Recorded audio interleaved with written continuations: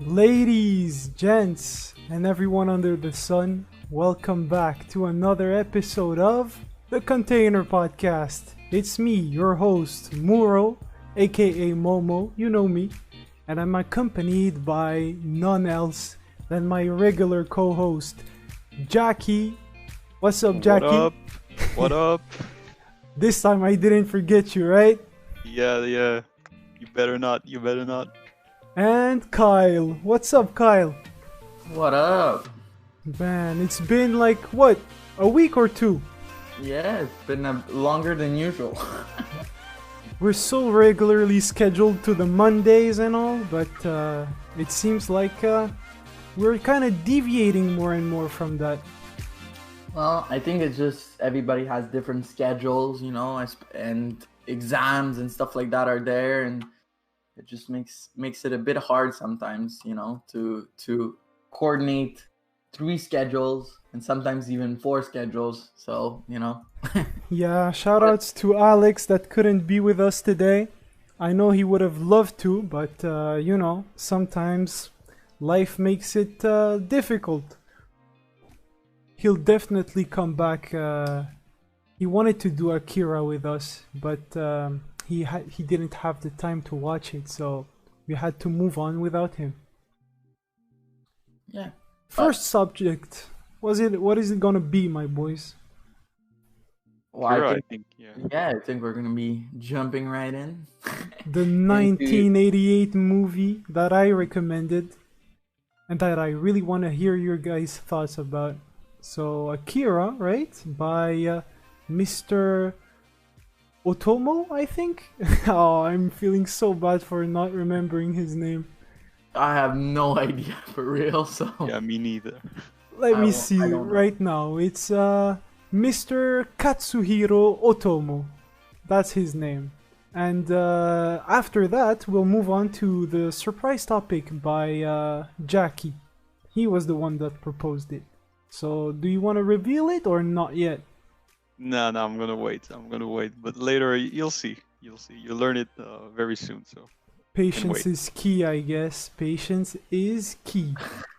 Well, if the people like tuning in right now are seeing the miniature, maybe they can guess what the subject is going to be. But yeah, for now I'm not going to say anything. you see, I saw the picture that we're using, but I Mhm. still have no idea what Yeah, it is. So I'm excited for it. that's great. Subject number one. Let's get started, boys. It's Akira. I've actually just finished watching the movie. As always, super late, but I made it. What about you guys? When did you watch it? If I have to make a guess, I would say that when you were in school, you weren't very punctual with your homeworks. I mean, does it even apply just to school? You know me in real life. Yeah. But yeah, I watched it also today, but not just before the podcast. I watched it this morning. I Good. finished it this morning. I started a few days ago. How can you start and stop and then resume, man? I don't know how you do it. I think it's good for the flow. In some movies it works. So for some other movies, I don't think it would work. But for some movies, I think like you just watch it by parts. I think it works. But yeah, that What was it for about me. you, Kyle? Well, I watched it a couple years ago there, but I watched it this afternoon. Good, okay, so I'm not the only one. That feels great. The movie was absolutely a banger. I don't know for you guys. Like real quick, your maybe we should summarize the movie if someone wants to go through the synopsis. Yeah, maybe I can give it a try. Go ahead. So, You're our summary guy. I trust you. so pretty much what it's about, it's 2019, if I remember correctly. It is. No, sorry, it's 1988. There's a singularity where Tokyo Oh, oh. kind of explodes. World War III emerges from that, and now the story picks up in 2019, where this group, let's say I'd call them a biker gang, right? They're Mm-hmm. they're young kids that ride bikes and stuff. they one day, while riding their bikes and everything, they get into a confrontation with another gang, and with that, there's this like little weird boy. I don't know how to describe him. He's a bit weird looking. He looks old, but he's young, and he has like this. I think it's like a bluish tint or like greenish tint to his skin, grayish. I don't know. I can't really say. And in one of the guys in the group, this guy, I forget, Tetsuo or something like that. Yeah, Anyways, Tetsuo, that's his name. I usually just call him big ass forehead guy there. And he gets like a receding hairline throughout the movie. Yeah, and anyways, he crashes into that little kid and starts seizuring or whatever, and then government comes and picks him up, and they leave with him. So the other gang, they finally are able to get away from the police, but not they didn't escape, they got caught, but through talking with the police or whatnot, they were able to get let go, and it's pretty much their story. So the story of the bald head guy and the biker gang, and it's a bit in the beginning. It's a bit of an intrigue. You don't know what's really happening. You don't know what like I said, what's happening, and slowly you start figuring out little pieces. Like, for example, the guy that's bald, Tetsuo, he with that crash with that little kid, he starts developing these powers, and he can't really control them. And then you hear this name Akira going around. Everybody's saying it. You don't know what the hell it is until you figure out that it was one of those young kids, that had Yeah. superpowers years ago, and he was the reason why there was this big explosion in 1988 or 80. I forget the date there, but and it destroyed the city. So that's pretty much it. And then it's them fighting at the end, trying to make him stop because he can't control himself anymore. And I think we'll maybe go more into details, but I think there's a new universe that gets created. Or Yeah, some I shit want to like hear that. you guys' thoughts about the ending. It's crazy. No, I I can start maybe with if I enjoyed it or not. Go ahead. You're I had mentioned it last week, I think, or maybe it was off air there, but I really like this movie. I find the number one thing about this movie that I love is the art style. I Yeah. love old anime art styles. Oh. It brings, I don't know, like that's why I think I love Princess Mononoke, or any of the Studio Ghibli. I know it's not a Studio Ghibli movie, but I find it's in that same style, and I love it. That's why one of my favorite anime is Cowboy Bebop, because it again fits that style. Yeah. And I love cyberpunk, like universes. They're just so cool, right? That's what I was So about to say, right? I was like, yeah, they're man, that's just your so thing, dope. Kyle. They're just so dope. So I really enjoyed it because of the atmosphere. I remember I rewatching it a bit older. I understood more stuff than I did when I was younger. When I was younger, I don't know, like when the guy becomes like this huge baby monster and starts exploding and shit. I was just like, well, it looks cool, but I don't know what the fuck is happening, right? So I think it was more enjoyable this time than it was the other time. However, I still think I can't put it in my like number one spot of like Japanese anime movies. Mm-hmm. I still had a little gripes with it here and there, but overall loved it. Loved the soundtrack. I found it was Yeah, we have amazing. to talk about it, man.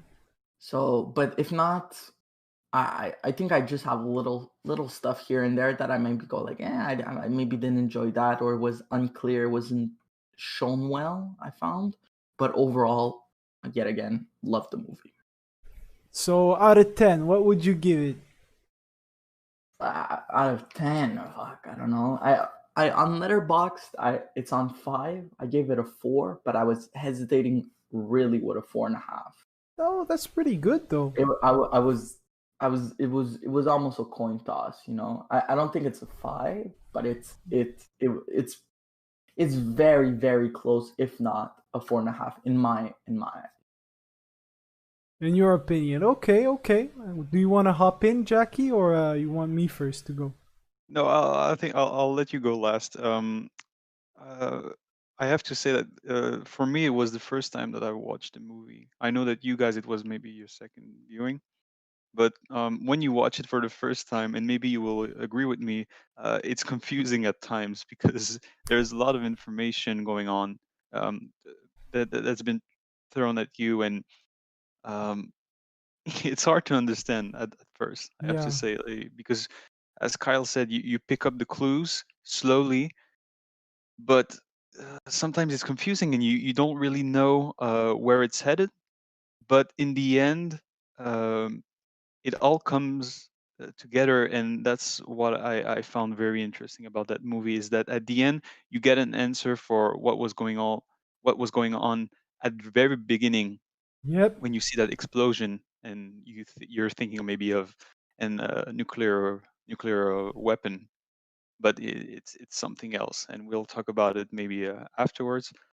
But yeah, in general, I really like the movie because there's a lot of meaning in what's being told by the story, and it's it's very Japanese in the sense that it's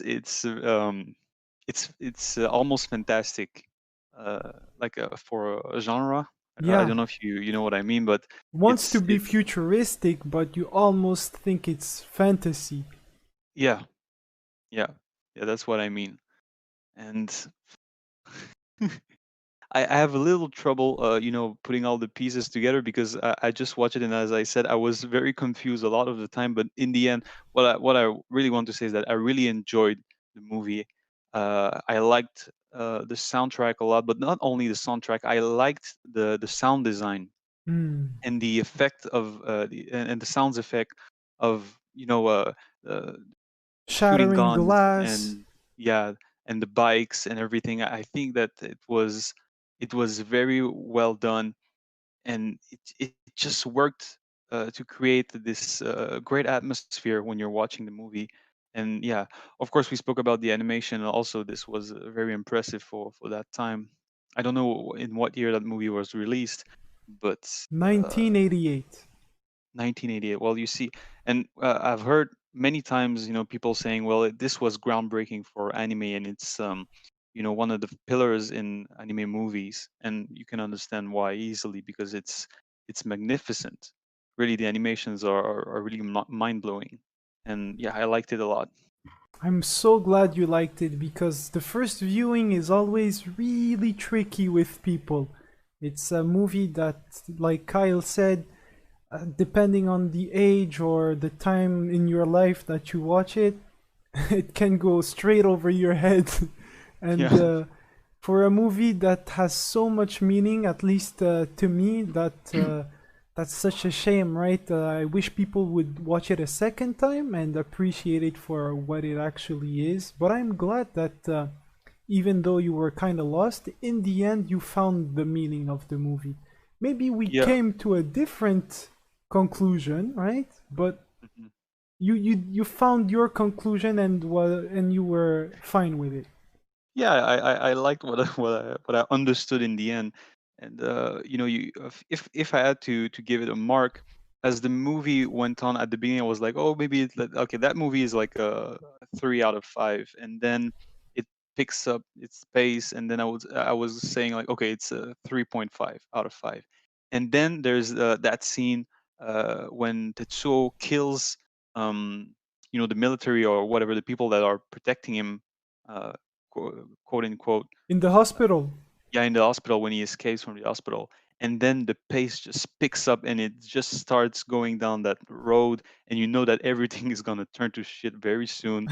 And from that point on until the end, it was I really liked it, and it just kept on rising and rising the tension. So that's why I think in the end I would give it like a solid 4 out of 5. Nice. That's a good mark. I'm happy that it earned that much from you. You're a severe critic. Yes, yes. So yeah, it's a pretty good mark. As for me, to be honest, I did some research on the movie throughout the years and forgot and remembered and re-researched. But if you guys wanted to know, it's a trivia detail. The movie is entirely handmade. There are sequences when you can swear that it's 3D. The panning, the turning around the corners, the tunnels. There are so many shots where you're like, bro, this must be 3D, or I don't know. It is 172,000 individual pictures that are dancing before your eyes. And it's a spectacular movie. It all comes together with that extremely tantalizing soundtrack, and it produces something that I rarely ever felt in a movie. It's horror, amazement, chill down your spine. It's like everything is weirdly mixed, and it gives you off this very unique and strange feeling that I absolutely adore. I think this movie is one of the best animated movies of all time because, technically speaking, it is classic handmade animation, but the highest grade. I have never seen, even in the future, right? Like in 2018, 2019, 2020, there are some excellent animators out there, but as a whole, it surpasses everything I ever saw. It's just technically too good. I'm so impressed by the people that made this movie, and I really wanted to do a hats off to them because that was an experience. And as for the beginning of the movie, it's actually incredible. Like, if you concentrate, it's actually incredible, and you kind of know what the theme of the movie is and what you're going to devolve into, right? You have civil unrest, some people protesting, the government lashing back with police brutality. You have those children that were orphans that now grew up into rebel teens and that are in bike gangs and fight, and it's gruesome, and it's free violence, it's disgusting. And then some unnatural shit happens, right? And it becomes the center of the story. But the unnatural is tied with scientific theories and everything, which is actually like my favorite part about this movie is how we see the civil unrest, the coup d'etat, the wanting, like, how the human being wants power and how power affects the human being. And I think that it's simply a beautiful movie to demonstrate that kind of thinking, and it ties so well spirituality with science also.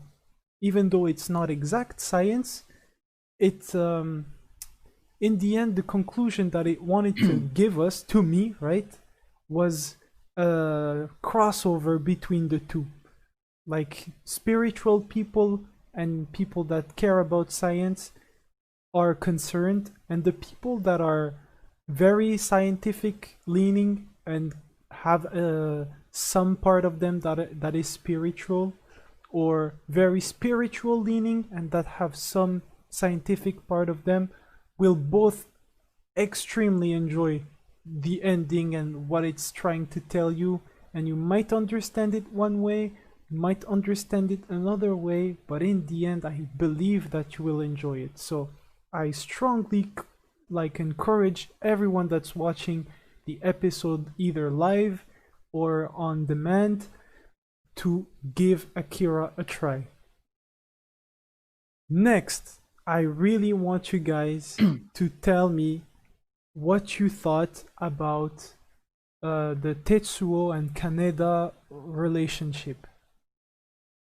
Kaneda is the guy that's on the poster with the red bike, the beautiful bike that completely mesmerized people throughout the decades, right? It's such a cool bike.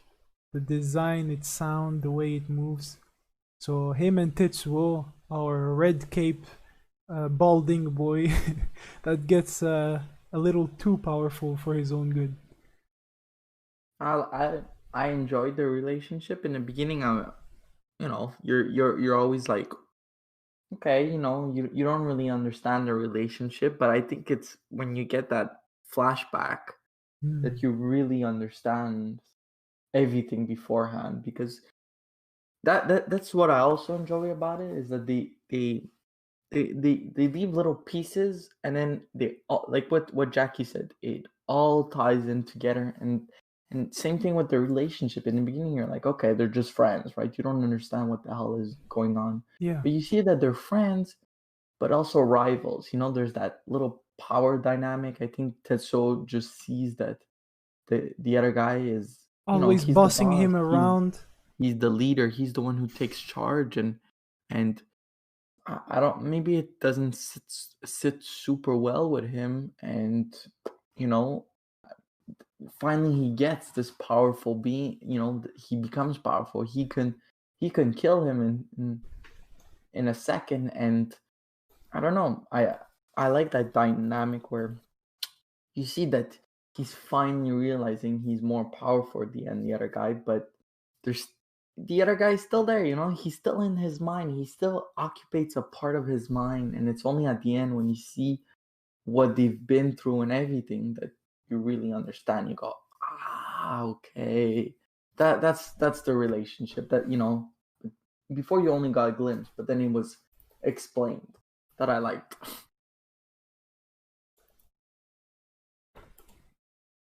Hello? Did you cut off?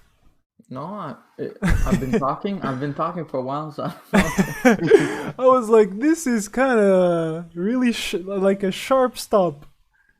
No, but maybe I did cut on my end, but yeah, that's pretty much what I was saying, that I really like their dynamic. Uh, Maybe a bit more explanation would have been cool at the end. Even a bit more. I really like when they go into stuff like that. But I Yeah. think that's just a personal taste. But they gave us enough information at the end that just made you understand every single actions that the character took. Hmm. What I about you, liked. Jackie? Well, it's pretty much the same. I think I really enjoy the fact that, like Kyle said, they're friends, but they're also rivals. And you mentioned the red bike and the red suit of Kaneda. Kaneda, and then Tetsuo. Like I really like the detail of him, trying to wear the red cape. Yeah. Like he was trying to imitate Kaneda because, in a sense, of course, he's his rival, but he's also the one that's always been saving him. And now he wants to be the hero. He wants to be the um, the main character of his own story. Hmm. And now that he has obtained all these powers, I think he wants to take his place in the world. And that doesn't. I don't think it's not that it doesn't sit well with Canada, but he sees that it's going to be a problem because Tetsuo doesn't know how to control these powers, and Yeah. he doesn't want to use it for the good because he's an adult at the end. He's not a child anymore, and he has he has he doesn't have the innocence of a child. So that's why the children are afraid of him. The other children, the other experiment, the children on which the experiments were done. Hmm. There's always innocent in children's and what they want to do and what they enjoy, but it's always too old, and in a kind of way, it's too late for him. And he said, right? They were like, come back to the hospital. We'll give you the medicine. And then he was like, what? To be like these other ones, right? Not Mhm, being able to express myself and be my true self. mhm. Fuck that, bro. I'm not gonna take that medicine. Yeah, yeah. It So was yeah, that's what actually beautiful. I think you guys said pretty much everything about their relationship. One thing that I found very, like very, very profound was how far Kaneda was ready to go to stop Tetsuyo, right? And Mhm, in the end, when they got separated for good, he was very sad to lose his friend.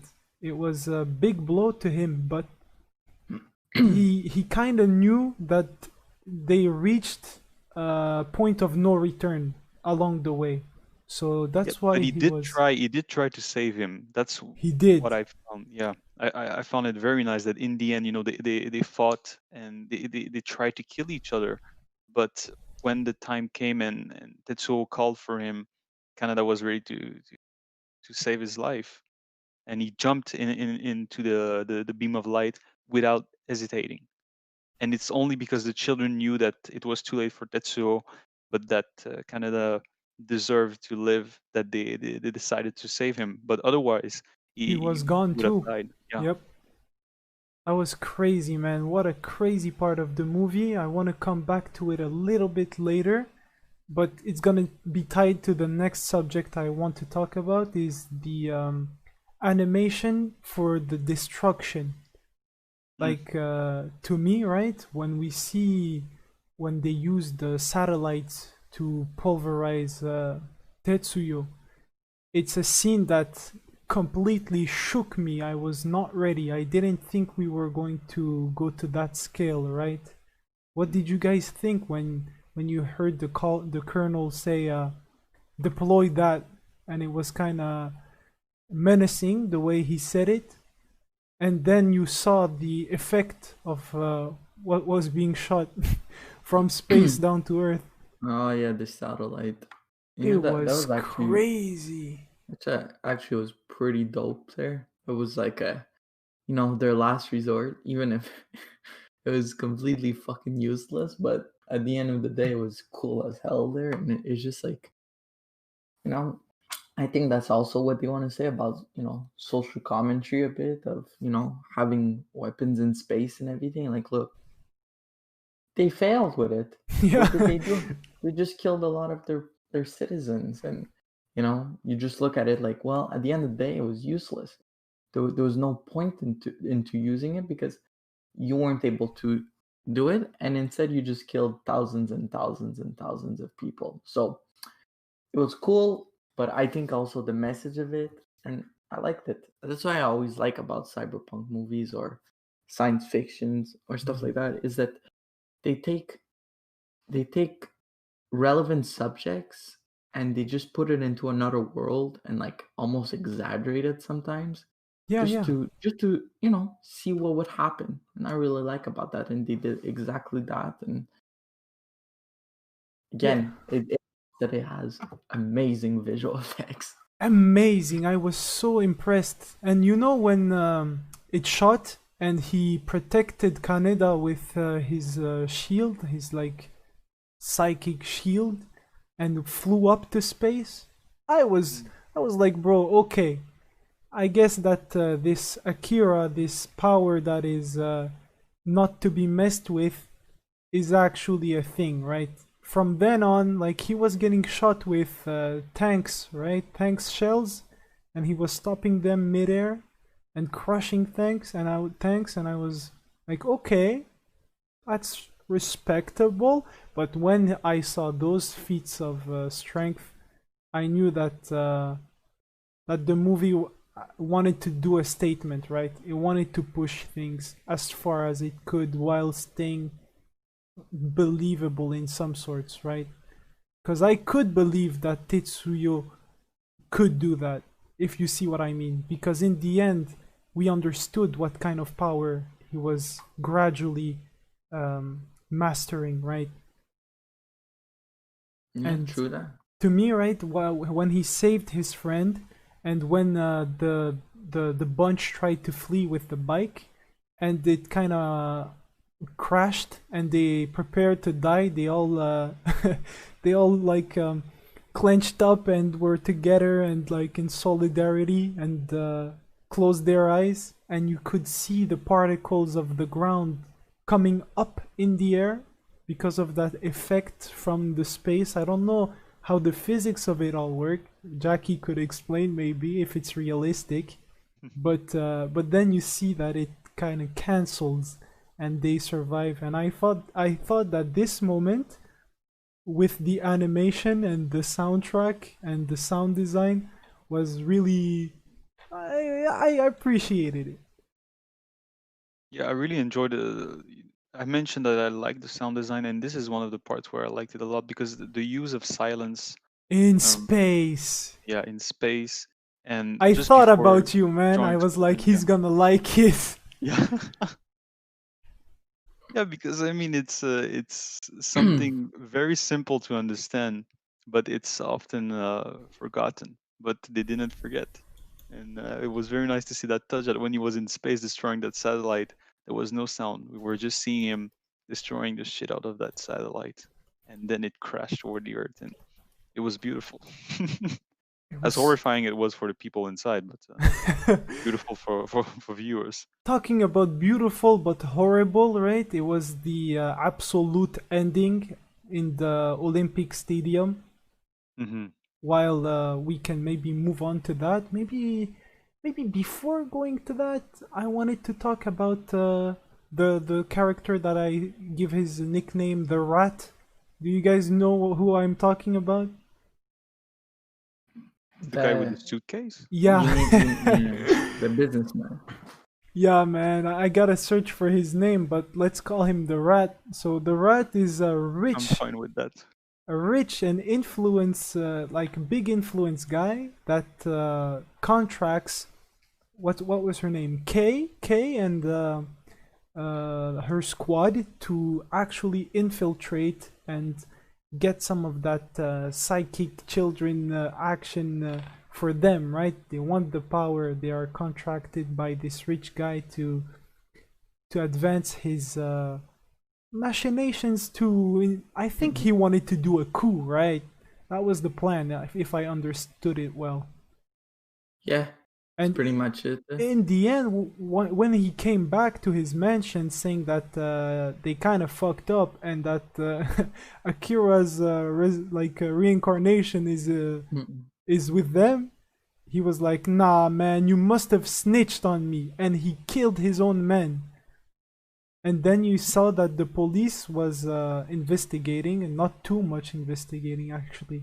It was the army that went straight into his mansion with a tank. And he was like, "Bro, I gotta fit all that money in my suitcase." And his assistants went quietly to burn all the evidence in the chimney.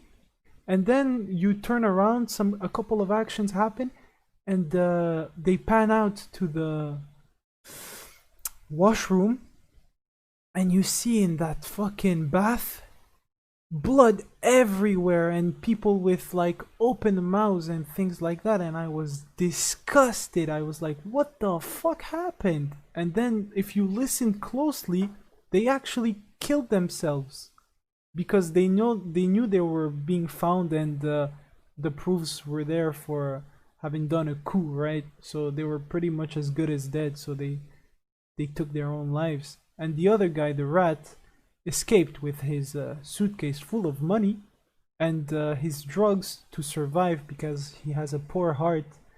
And it was actually a beautiful scene. Like, I especially enjoyed it when I saw him with all his money but not the health, and he was like trying to gulp 30 capsules of the pills, right, to survive, and he couldn't. He was like choking on them, and he was looking at all his money flow away from his suitcase that was like completely opened up because he didn't have the strength to pick it up anymore. And I was like, yeah, man, that's that's the kind of death that I'm kind of okay with for you kind of people. I know it's heavy, but I stand by these words. I can get on board, I think. Yeah, me also. I mean, I didn't cry at that moment. I felt bad though for the scientist. He was so Yeah, he was I so incredibly passionate about the project, and the fact that they were getting closer and closer to the truth, right? The big T truth, the capital T truth. And yeah, man, he died because he burnt his wings, just like the Greek myth, right? Yes, well, it's Yeah, they mention it at one point, right? They mention it, the myth of Icarus, right? I don't know. I I think just they do. found the symbolism to be about the same. Well, I think they do in the movie. I think they mention at one point. They mentioned it's not directly mentioned. They don't say like this is the tale of Icarus, but they say that like there's this tale about somebody that flew too close to the sun. Correct me if I'm wrong, right? But I think it's there. Well, Is it? it would be super logical if it is. I don't remember. Maybe I I'm don't. wrong. Maybe. It could be. I may have now remembered it, but it could be. Well, was it all gibberish, Jackie? The what he was talking about, the What? scientific things that he was like, bro, we're seeing some activity. We saw this. I think we're getting closer to that. He was talking Yeah. about like Well, honestly, it's psychic activity. It's not something that you would usually experience. But I it's in these kind of movie, I just try to, I don't pay really much attention if it's scientifically accurate, because in the end it's all about godlike powers, humans having godlike powers. So yeah, I but just let it fly. he was like talking not too much about God, but more about like how do you call them, the particles, Hmm. um, unknown particles. I think that's how he called it. Is it a thing in physics? Unknown particles. Like what was it? Well, he called something like that, right? I don't recall. I'm sorry. I don't remember that part. I'm telling you, man, he was like doing a speech about how many scientific theories could be confirmed slash advanced further with what's currently happening. Oh yeah, maybe he was talking about dark matter. Yeah, Maybe that's what was all about. And because I Yeah, found it like super crazy interesting. I was like, yo, man, this little boy that got his bike wrecked by a, a little alien or something, an experiment child, is actually provoking some physics uh, defying phenomenon. I That watched I watched a video after, just maybe stuff that I missed or whatever. And at the end, the guy was getting into, when they were saying, oh, they created a new universe, and they're like, well, when the explosion happening, it's just that it's because the universe is time and space. uh So huh. they were taking space. So the explosion was taking space, but it didn't have time yet. So when Tetsuo came in with his powers, he was able to give the time. Anyway, I was a bit Whoa. confused even on that there, but I was like, well, cool. if oh that's yeah, I the do remember that. But it's well, we shouldn't go into the details because it's a yeah, very because hard subject. But I, it's I actually have time and no space are idea. intertwined. So Yeah, Yeah, man. so I mean, you could explain that to us in layman's terms, right? yeah, but I'm maybe not gonna another. do that. Not tonight. Okay, okay, I guess. I really wanted to hear it, but you know. Maybe in the comments. We're waiting for a big comment with you explaining everything. I want a dissertation. Like minimum 3,000 words, please. Yeah. I can give you like a 1 minute, no, not 1 minute, but I can give you like a brief explanation. But basically, what we say, what the way we experience life, day to day, it's like a 3D world. You see, Mm-hmm. like you see everything in 3D, and there are theories in physics suggesting that maybe there are more than three physical dimensions. Like space dimensions, in the sense that they could be like something that we are not able to perceive because of our human body senses, because we're limited to three dimensions for space. But the other dimension that we're experiencing is a time dimension. And actually, um, what this theory is all related to the restrained relativity theory of Einstein. Mm-hmm. So basically, we're not living in a three-dimensional um, three-dimensional world, if we exclude like the other space dimensions, we would be living in a um, four dimensions, four dimensions world. Okay. Um, and the four dimension would be like the three axes, like x, y, and z, Mm-hmm. and the time dimension. And basically, even though it seems as they are separated, the time and space are not separated. And if you, for example, if you are um, in a gravity field that is strong enough, well, the space time that is surrounding all the universe that where we're living in is going to be stretched in a way that the space is the form but also the time. So when you're in that place where gravity is stronger, well, the time is going to go slower, because the dimensions, the physical space is going to be longer. Like the objects are going to be longer, but the time is going to go slower, So as if you compare it to another place where the gravity is lower. kind of But like black holes that have that kind of gravitational field, extreme yes, yes, yes. So strength. yeah, black holes. There's a lot of paradox with black holes, and there's a lot of you know special effects that you can get from black holes. But one of them is actually this: is that if the black hole has a specific weight, because at the end a black hole is just A you ball. know like, yeah, exactly, a ball of matter that has enough weight to deform space-time in a way that when objects um, well, not objects, but when light passes through them, it's deviated and it cannot come back. It never comes back. That's crazy. Yeah. So yeah, basically, so there's there's something I don't know what it's called in English, but it's like a spaghetti effect, that Spaghetti when effect, objects, man. yeah, Gets me so hungry.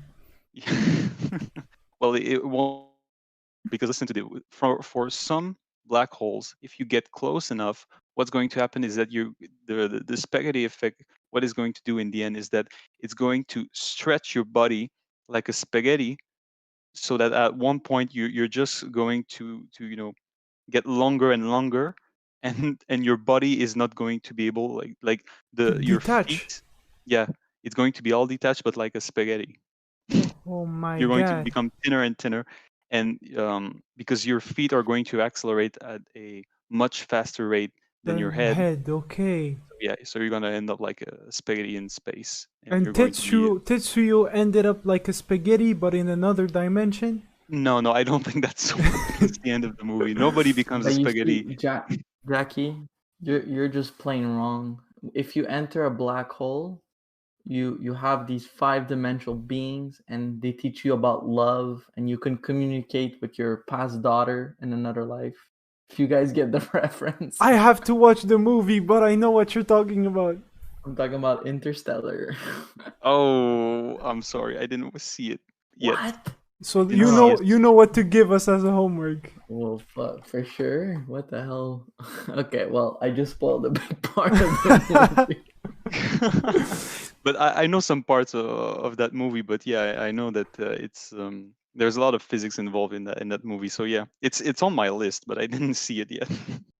Oh, well, you might want to do that as But yeah, so yeah, but in Interstellar, I know there's like one scene where the dad comes back, and his daughter is now older than him. Hmm. Well, this is due not to well, I'm not sure, I haven't seen the movie, but I think it's due to his ship traveling at speeds close to the speed of light. And there's the same phenomenon that happens at that moment. It's the same that with gravity. So with strong gravity, the time goes slower, but it's the same if you're in a vehicle that is yeah. going fast enough. The time is So, so close. so I don't want to spoil anything for you guys, but it's more in the optics of they're on near black holes, so their times goes slower than, for Yeah. Okay. example, Yeah. Well, the that you see. people Yeah. on Earth. Yeah. Okay. So this is related to general relativity. So this is due to gravity. Good. And what about Hmm. Tetsuyo though? What about him? Oh, Tetsuo. I think we can speculate to what happens, but I think, like, for me, what I understood is that, um, as Kyle said, is that they had enough, you know, ingredients to create another universe. And in this universe, I think he's going to be able to use his powers and to act as like, um, God. yeah, God. Yeah, basically that's what's all about. It is all about becoming God and create your own universe. Yeah, Yeah, I and think I I think think it's exactly that because if you listen to the movie in Japanese, Tetsuyo, the whole movie is speaking in like every time he speaks about himself, the I, the pronoun, he says ore, and ore in Japanese is like super manly, uh, like um, like kind of assertive type of way of saying I. And then when you come to that last line of the movie where he says I am Tetsuyo, that's so. Yeah.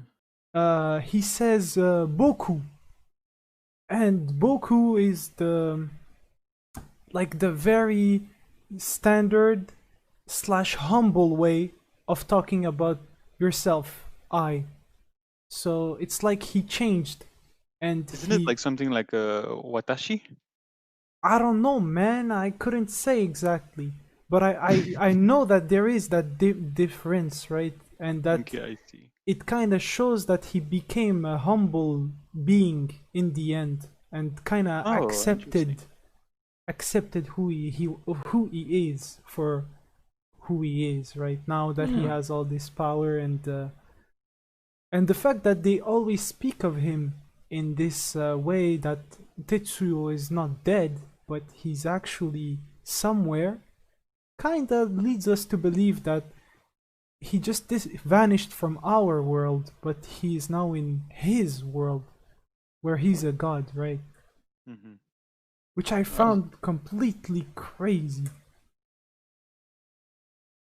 You see, I find that so fascinating that and that's what I find a bit that sucks when you're watching foreign movies that are in another language is that you lose that sometimes, and translation Definitely, yeah. can try its best to be able to translate that, but sometimes language is so different that you I didn't know that, like I saw it and I listened to it in Japanese, but me not understanding Japanese, I couldn't understand that at all. So I find linguistics and stuff like that such a fascinating part of and when you learn stuff like that, you go, oh, okay, that was a little detail that Yeah, adds a just lot to the that movie. extra symbolism, if you see.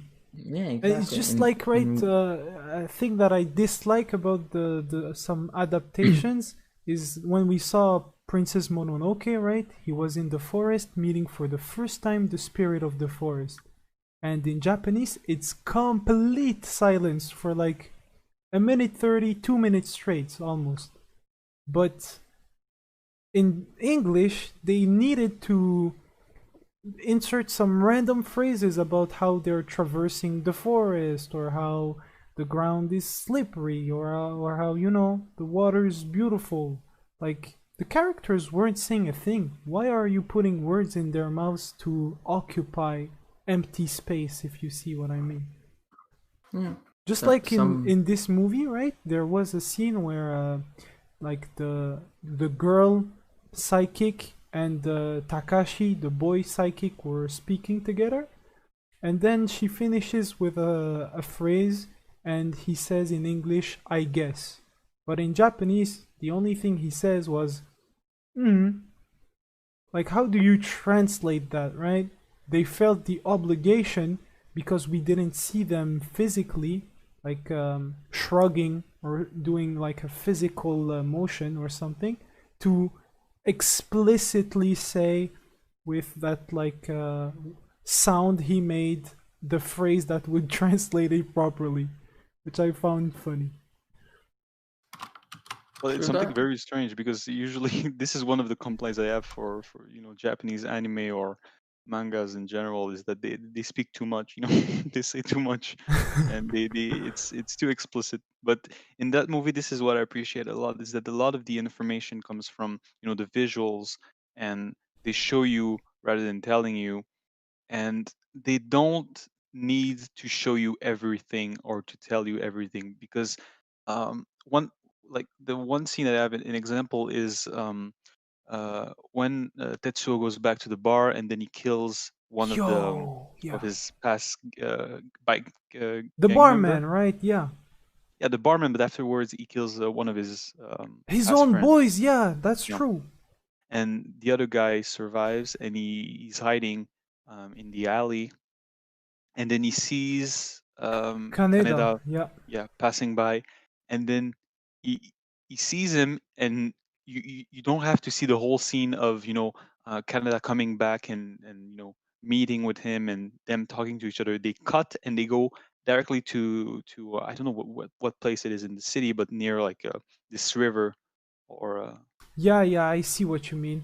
you see what I mean, and they don't, and there's a lot of other scenes like that. I don't remember all of them, but I noticed that, and I wrote it down, that a lot of times they don't, it's linear, but they're able to skip ahead. Another scene is in the hospital. They at one point, they have all these guards guarding the door Mm-hmm. um, to go outside, and they don't show you Tetsuo killing all of them. What they do instead is that they show you him passing by, and they show them, being dead Yeah. afterward. And I think, yeah, I enjoy that in movies. I think it's fine to leave some pieces to the imagination because we're smart enough to understand. We don't have to be Or shown everything. the scene just right after the guy's name, the gang boy that died after the barman. His name is Yamagata, and that's coming from someone in the chat called Simfonio Pentalon. And this guy is really appreciating the podcast. He's actually giving you props for your physics explanations about black holes and everything. Oh, damn. All right. Well, thanks. Shoutouts to you, man. So, when Kaneda said, I'm gonna send Yamagata's bike to him, I was like, what the fuck does that mean? And then you see him revving that motorcycle and completely Oh, yeah, blowing into the it up. wall. Yeah. Yeah. And then you're like, I don't really understand, but does he explain further than that? No. Understand how you will. He said enough. Yeah. Yeah, and me, I really appreciate that. I think it's fine to leave things to the interpretation of the people, watching the movie. Respect your audience. They can figure it out. Just give them the pieces, but don't assemble the puzzle. So well said. In the end, if you guys want to talk about like a little bit more, or if you want to move on to the next subject, we've been live for about 55 minutes or so. Maybe one thing we could talk about with Akira is Akira himself. Akira was a real person. In the movie, often it was said to be a god, and you had like religious gurus uh, speaking of him as just that. And you had those, it was compared to Pandora's box, right? It's Hmm. like they took him, put him in a cryogenic capsule into a immense prison, and sunk it down into the earth to never be touched again until they said some researchers would have the technological means to maybe understand better his his brain and his organs that they managed to preserve. But in the end, the comparison to Pandora's box, I found it also really entertaining, right? I don't. Um, yeah, well, I'm going to. It's going to be a bit of a spoiler, but I mean, whatever. It's a light spoiler from Attack on Titans because I've just rewatched it recently, so that's why I thought of that. You're But preparing for season 4, right? oh, gee, it's coming! It's coming! I'm so excited. But yeah, we'll speak about that another moment. But yeah, what I wanted to say is that yeah, so light spoiler for Attack on Titan. It's very light, but um, that whole there's something under the Olympic Stadium. There's something hiding Mm. there. Akira is there. There's you understand. You see what I mean? You know Yeah. what I'm referring to. Yep, yep. And I said it before, but what I I like about Attack on Titan is that that big secret being kept underground, and that they only reveal at one point in the story. It's not empty. It's not an empty secret that when you get there, well, there was nothing there, That and would be well, sad as fuck. yeah, you see no payoff for that whole mystery. And this is what I liked about that movie, is that when they got to reveal what was under the stadium and what was Akira, there was something, and it was not something cheap. It was something meaningful that was related to the story in a point that now you had answers and you could move forward to the next, well, to the finale, because afterwards it's we're going towards the end. But this whole picture of Akira being this godlike child with great powers, and he's misunderstood by the population because either people are perceiving him as a true Divinity. god, yeah, Yeah. a divinity. And um, I think it was great that we got to see him, and we got to understand His story, what even. his story exactly. Yeah, um, being raised by, in these government experiments rooms and with other childrens and everything. And he was like a prodigy between all of them. Yeah, yeah, he Mm. was the one standing out. I really like like I said in the start of our review, the fact that they went ahead and talked about so many themes. I felt like it wasn't just like skimming through. I think that there was something very valuable about police brutality, about militaristic spending, and the way that we perceive our military, and the way that we spend our resources. Like you had that big council of many influent people, and you could see them arguing about how to spend the budget. And they were like, man, we invested enough in your Akira bullshit, Colonel. We're gonna stop, we're gonna defund you, and we're gonna inspect on the activities that you've been doing for throughout the years, right? And Hmm. yeah, man, I also the fact that children post World War III, because that's the kind of period that we're talking about, are victims.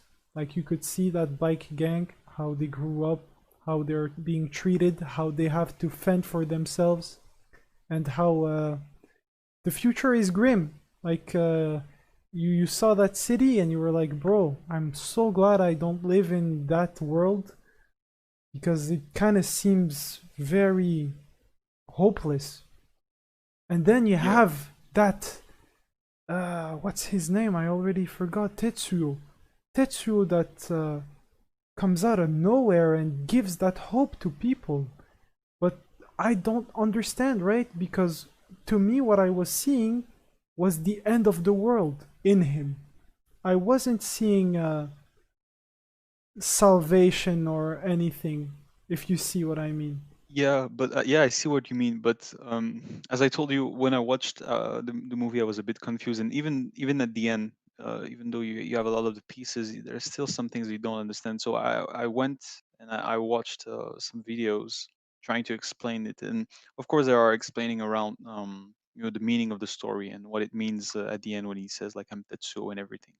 But one of the things I found very interesting is the way that this movie speaks about the people of Japan and the struggle that they have uh, with nuclear weapons, and how they were damaged by World War II, and That's true. specifically like the two bombings of That's Hiroshima and true. Nagasaki.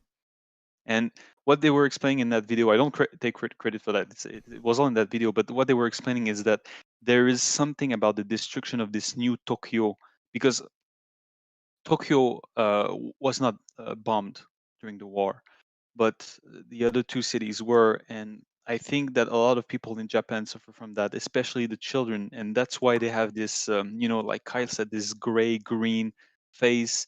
And there's a lot of, they look fucked up Oh because my god, you think it's a reference to that? I think it is. I don't think it's only by chance that they are looking this way. And I, I think that the If you destruction of, look, yeah, go ahead, go ahead. if you look at, there's so many Japanese movies or I was gonna say hentai. We don't talk about that. We stay PG. PG, bro. Whoops. Sorry, I didn't mean hentai I at think all. you meant it. I think you meant it. I meant anime. It's And, okay, man. We like that kind of anime it's too. called a It's Freudian okay. slip.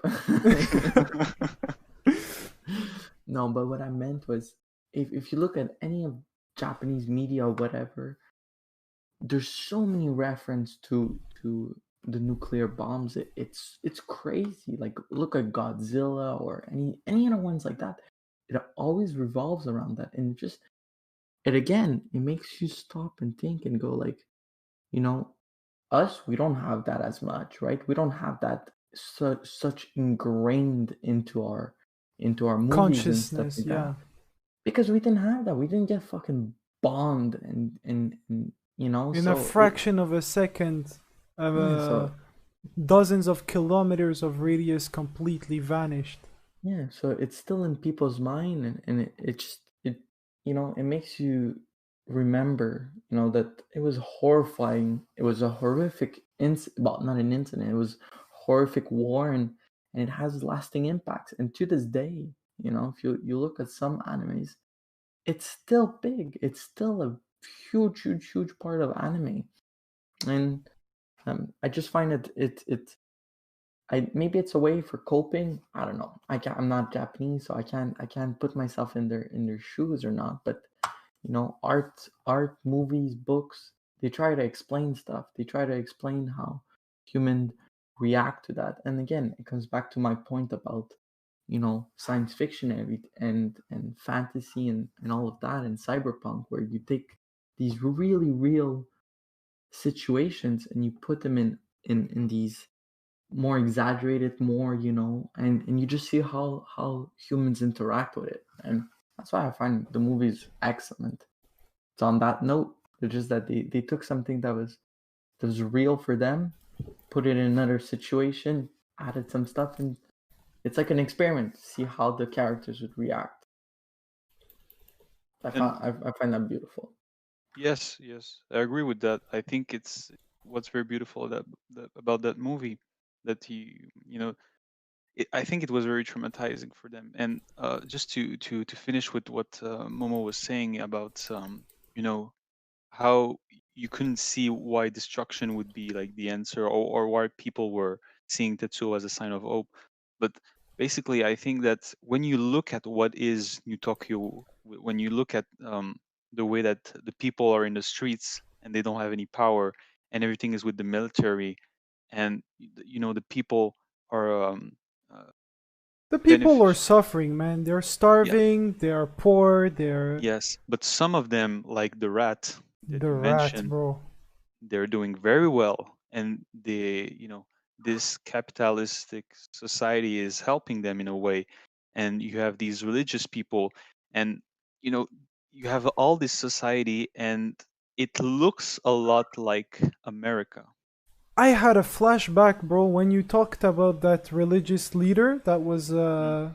that was speaking, right? He said, if I remember correctly, these flames, don't be scared of these flames. They will clean our like not filth or like they will clean that like nasty capitalism out of our lives, and Mhm. they will like purify us too.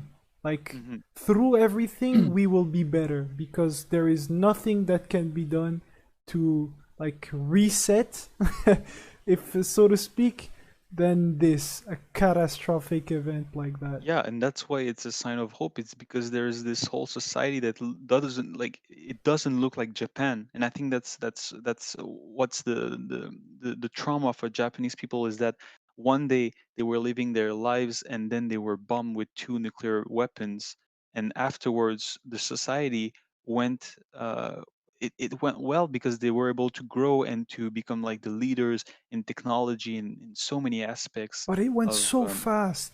yeah, it went very fast, but the way that the society changed, it leaned toward what was going on in the U.S. and the capitalist, the model of capitalism, Yeah, yeah. I think there and are people still alive today in Japan that know about that past Japan and that saw that very yes, rapid change.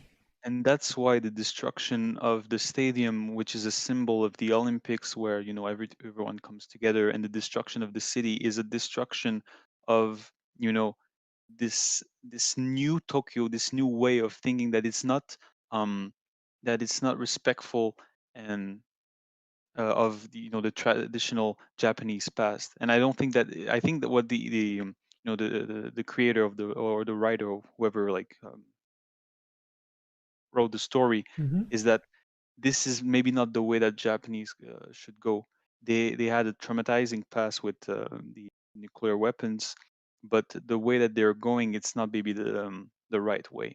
And I think there's something about maybe they have forgotten who they were, by trying to evolve in the way that they would be like another nation. And like every time I say another nation, you know what I mean, like Yeah, a Western nation, not and you themselves. forget your identity. Yeah, they don't live their lives. They live someone's else, right? Yeah, It exactly. all ties back to this subject. Yeah, it's always there. It's always there. Telling you, But man, it's gonna be the most talked subject on the whole fucking history of the podcast. yeah, well, I think it's what we're all about. So that's why I think it's so relevant. But you see what I mean? That's why I think destruction in this particular case, I think that's why it's a symbol of hope, because it's not the destruction of something that you hold dear. It's the destruction of something You that you are not. despise, yeah, Yeah. exactly. That you're forced to live through, Yeah. but you don't want to, and you just needed that excuse Hmm. to move on. Yeah. So you see, there's a lot to be said about that movie, and that's why I really liked it in I'm the end. so glad that I managed to have this kind of conversation with somebody, and not just somebody, two somebodies.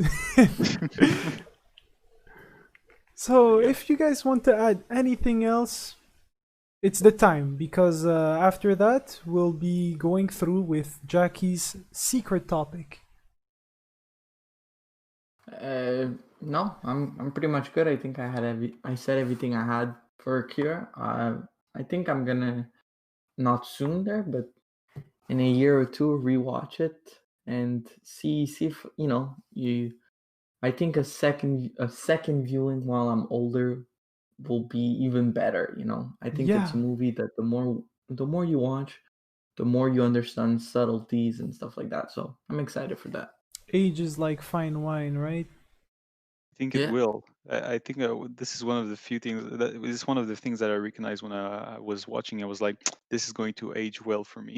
I knew it. I was like, I'm going to rewatch this and I'm going to enjoy it even more, because the first time you see it, as I said, it's a bit confusing, but very enjoyable in the end. All right. I think we can go to the next topic, the secret topic. Let's go, See. man. You had that planned for us, so let's see. All right. So my secret topic. I will start with questions for you. Ooh, So, okay. I probably already know the answer, but for our many viewers out there, so are you guys vegetarians? I am Oh, not. what a question. uh, I'm Like, crying right now. right. So, Oh. I can assume that. Oh well, Kyle is not, so I can assume you neither. Momo, you're not a vegetarian. Bro, if you knew how much meat I eat, it's I know how crazy. much meat you eat. Yo, yo, yo, yo, yo. No pause. Move on. All right. So we just know that Momo's a meat eater. Yeah, exactly. A We just know it. carnivorous, right? Mm-hmm. Yeah. All right. So all right. So my next question, and it's very similar, but do you guys want children? Oh yeah, definitely, man. I do not. You do Don't you not. want like a mini version of yourself that you could play Fuck, with?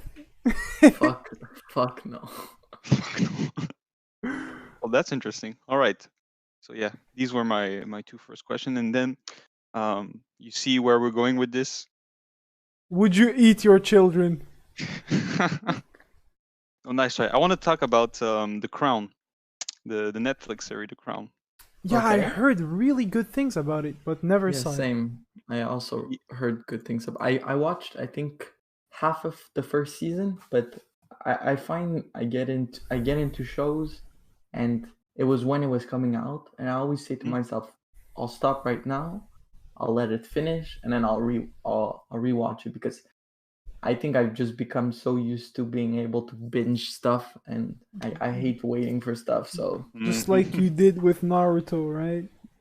yeah, exactly. Naruto podcast incoming for the ones listening. It's going Stay eventually. tuned, Yeah, subscribe. yeah, because we're going to speak about it. But yeah, The Crown. So The Crown recently, the fourth season came out, and there's like a bit of a scandal around it, and people are mad, especially in the royal family. They're not Ooh. happy with the series because it's Ooh. not accurate of the events, historical events. So I want you to tell me, guys, if you think that these kinds of TV shows or movies, when they speak about historical events, should they be accurate? Is it like mandatory that they should be accurate?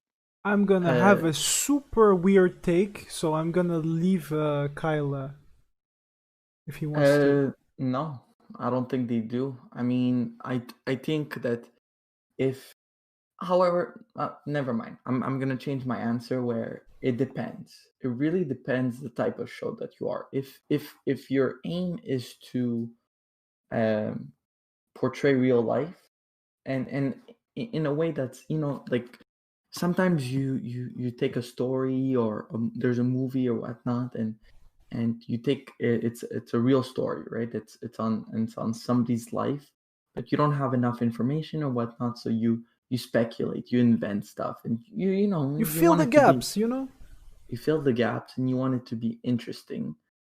That's fine, no problem. If, however, you approach your movie, TV show, whatever medium, and you try to portray it, and you market it, and you push forward, it's based on a real story, and it's real, and all of this is real, blah blah blah, then yeah, I do agree that you should keep what you've promised from the beginning, and follow that. If So I don't know the Crown there. I don't know if they decided that they were gonna keep stuff true to the story, or invent stuff to dramatize it a bit and whatnot.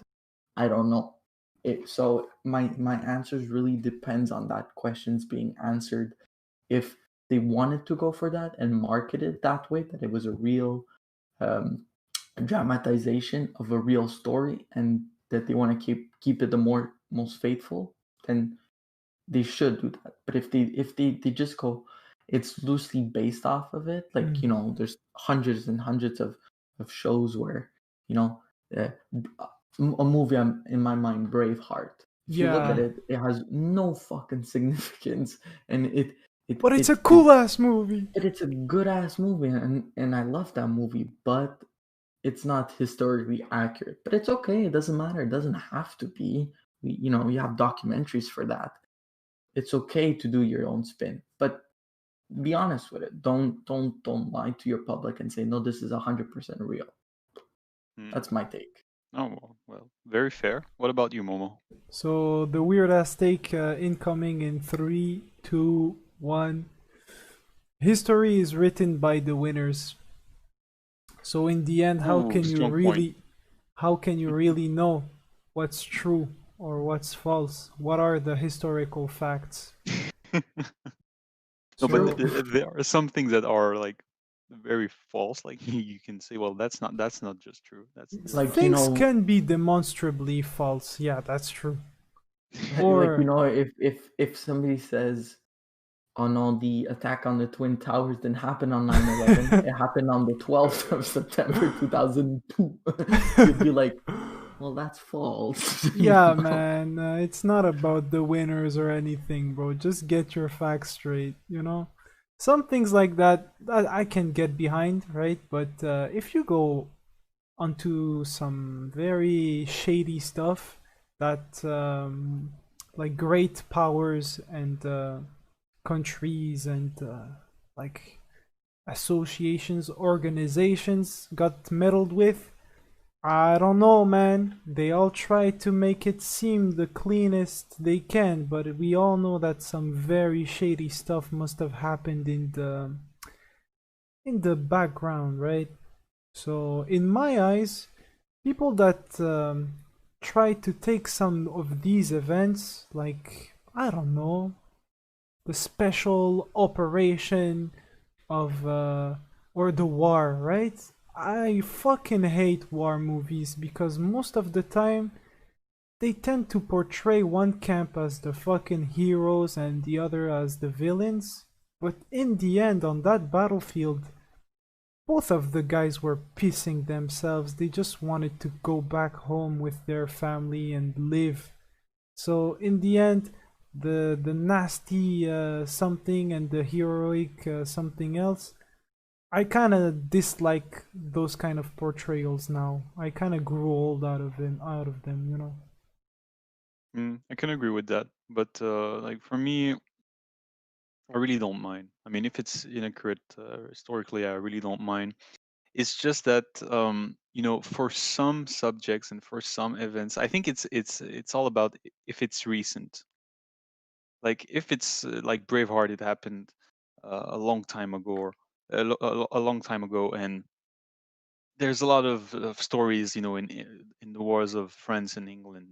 Also, I'm thinking about the movie The King. I know Kyle saw it, I but didn't, no. well, that movie was criticized a lot, especially by French people, because they called it like French bashing and everything because it was not historically accurate. So Hmm. people were mad. They were saying, "Oh, it's S- all against the s- French and everything." Stay mad, French people. Stay mad. Yeah, this is what I thought also. So just leave it there. You you still call it the War of Algeria, so you can shut up and stay in your corner.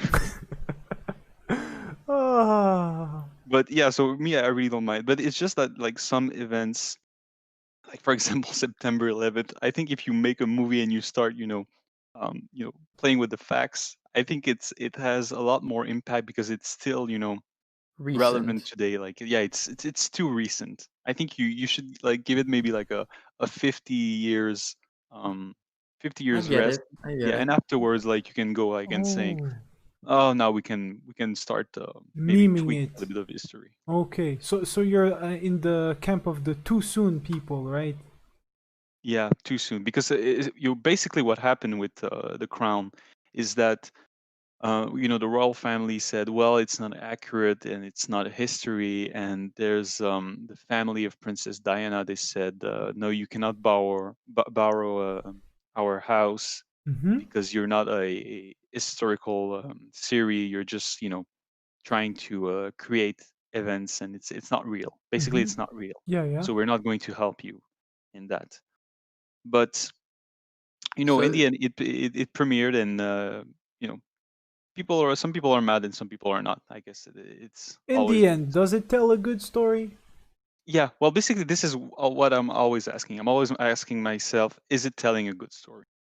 I think that's the main point. By yeah, the if way, good story. What is a good story? So people can better understand when we talk about that, right? Oh my goodness, what is a good story? I think that To at you, one like point, in short words, yeah.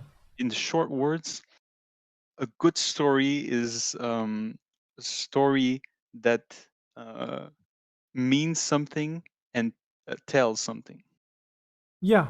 So no matter if it makes you feel good or bad, the essential part is that it has a message and that it connects with you. Yes, yes. I think, yeah, basically that's what I could say. Yeah, to me it's about the same thing. I think we can share Yeah. that. Mm, I do have a question about it. Mm. So the royal family got pissed because they portrayed some facts that were maybe not completely true. Yes, yes, especially around, Princess Diana, because there's a lot of conspiracy theories, but there are also a lot of, questions unanswered about her I death get it. and her, She You was know what I life. assassinated. You heard it here Don't first. say it. Don't say it. you know what I have to say about that? Yeah. Fuck them. I hate the royal family with a passion. Yes! I find they're a useless fucking entity that's so outdated that they should just be put in a garbage. Spew that hate! Spew that hate! Well, this is very interesting because you know where I was going afterwards? I was going to ask you this question. What do you guys think of the royal family? Because in the end, it's they were mad and everything, but I basically share the same opinion as you guys, is that, well, you're mad. Well, guess what? We don't give a fuck. We don't give a fuck about what you think, because in the end, you don't deserve that position that you have and you did not earn it. And all all your family fortune and your status and the power that you have in your countries. And this is not only for the royal family of England. I Nope. have to say, it's for all them royal families out there. Shout outs to all of you. Yeah, and there's the big one that I'm not gonna name the name because I don't want to get fucking murdered. But there's maybe a bit of sand there, and they may be Them in the too, Middle East. man! Yeah, No, but especially them. But yeah, all seriously, these royal families, having these illegitimate powers in their respective countries, I think it makes me sick. When I it, think about it, I'm like, this should be abolished, and I don't understand how it is possible for a country to be to allow this for democracy. Is just I'm thinking about the people of England, and I'm thinking to myself, how is it possible that these people are not, They still accept it. Like, yeah, what they're the still fuck? accepting it. And you know what I learned recently is that, in Canada, although like it's an independent country and everything, the queen has still this symbol, but it's not only a symbol, is that when you're in court, Mm-hmm. and it's like the crown that is, you know I don't know what it's called, but it's like you have the defense and you have the crown. And when you represent the government of Canada, you're not representing like the prime minister or the government itself. You're representing Her Majesty the Queen. What? Yeah, it's still there. And when you I don't That's know, like, so antiquated. yeah, no, it's fucked up. I still don't know why it's still there. but I don't.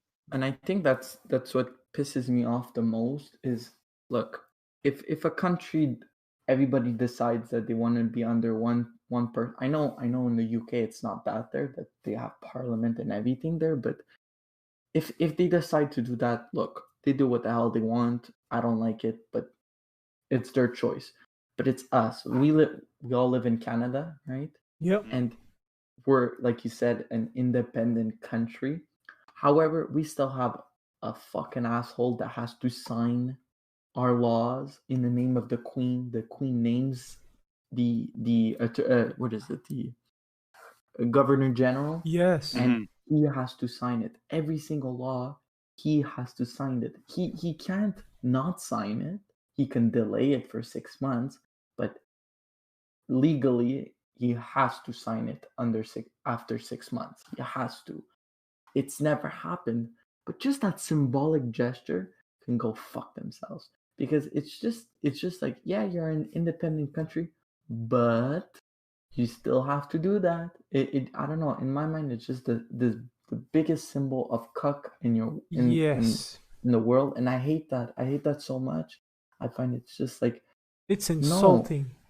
we're in 2020. What is this shit of a family that, what, just because you're born in that family, you have power over people? Fuck that. I hate that. I hate it. Hate I it. Hate it. really also hate that kind of family that you're born in and you have power over people, man. You can't, bro, you can't understate it.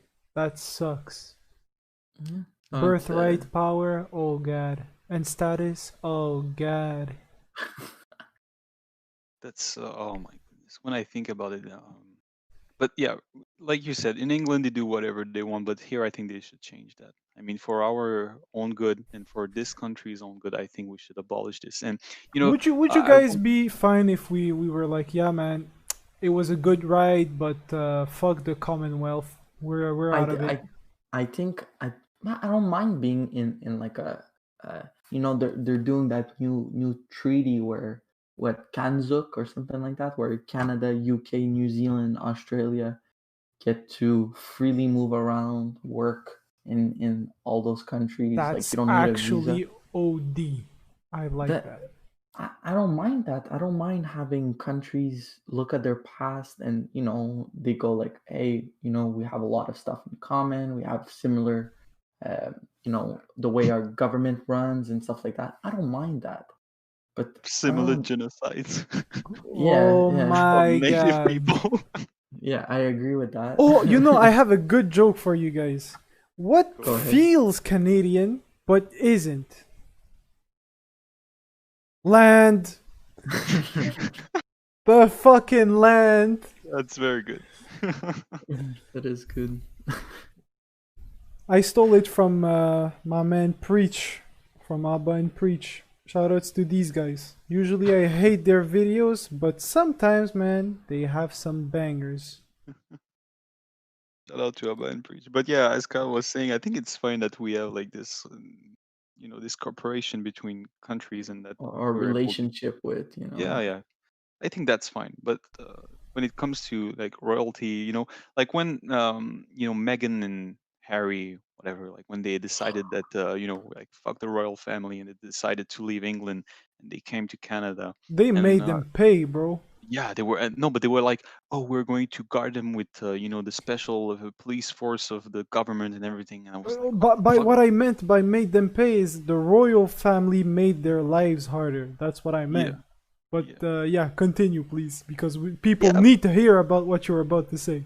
yeah. But there was the special police for them, the special police of Canada, and they were protected and they had this big house and everything. And I was like, oh my goodness, what year is this? What year is this? We're not a colony. We have to stop doing this. And all this protocol for the royal family and the queen herself. I mean, all of this is good to go to the trash. I mean, we should be done with this. And I still don't know why we're still doing all of this. I mean, we got to stand up for ourselves. Like, these people were not elected. These people are there because their ancestors decided at one point, now we're going to rule this country. And the only people that are going to be rule this country is from our blood. And we're going to make the peasants around us suffer. And we're going to exploit the people that are, allowing us to stay in this position. And somehow this same royal family managed to like go around the world, you know, doing genocides here and there in different continents. And And pillaging their resources yeah, and and then they bring it. enslaving their people. Oh, it's everything you watch them do I all these things. love royalty, man. I fucking love them. The And then queen. yeah, this is what you see in the end. You see these people, oh, I love reading about the royalty and I love following their stories and everything. It's so beautiful and charming. Do you see like the queen and how she met and I don't know.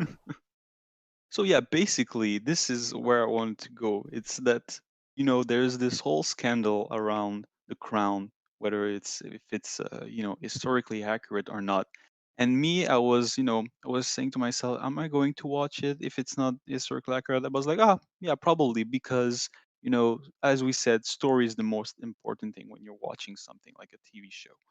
But in the end, I decided not to watch it because fuck them royalties.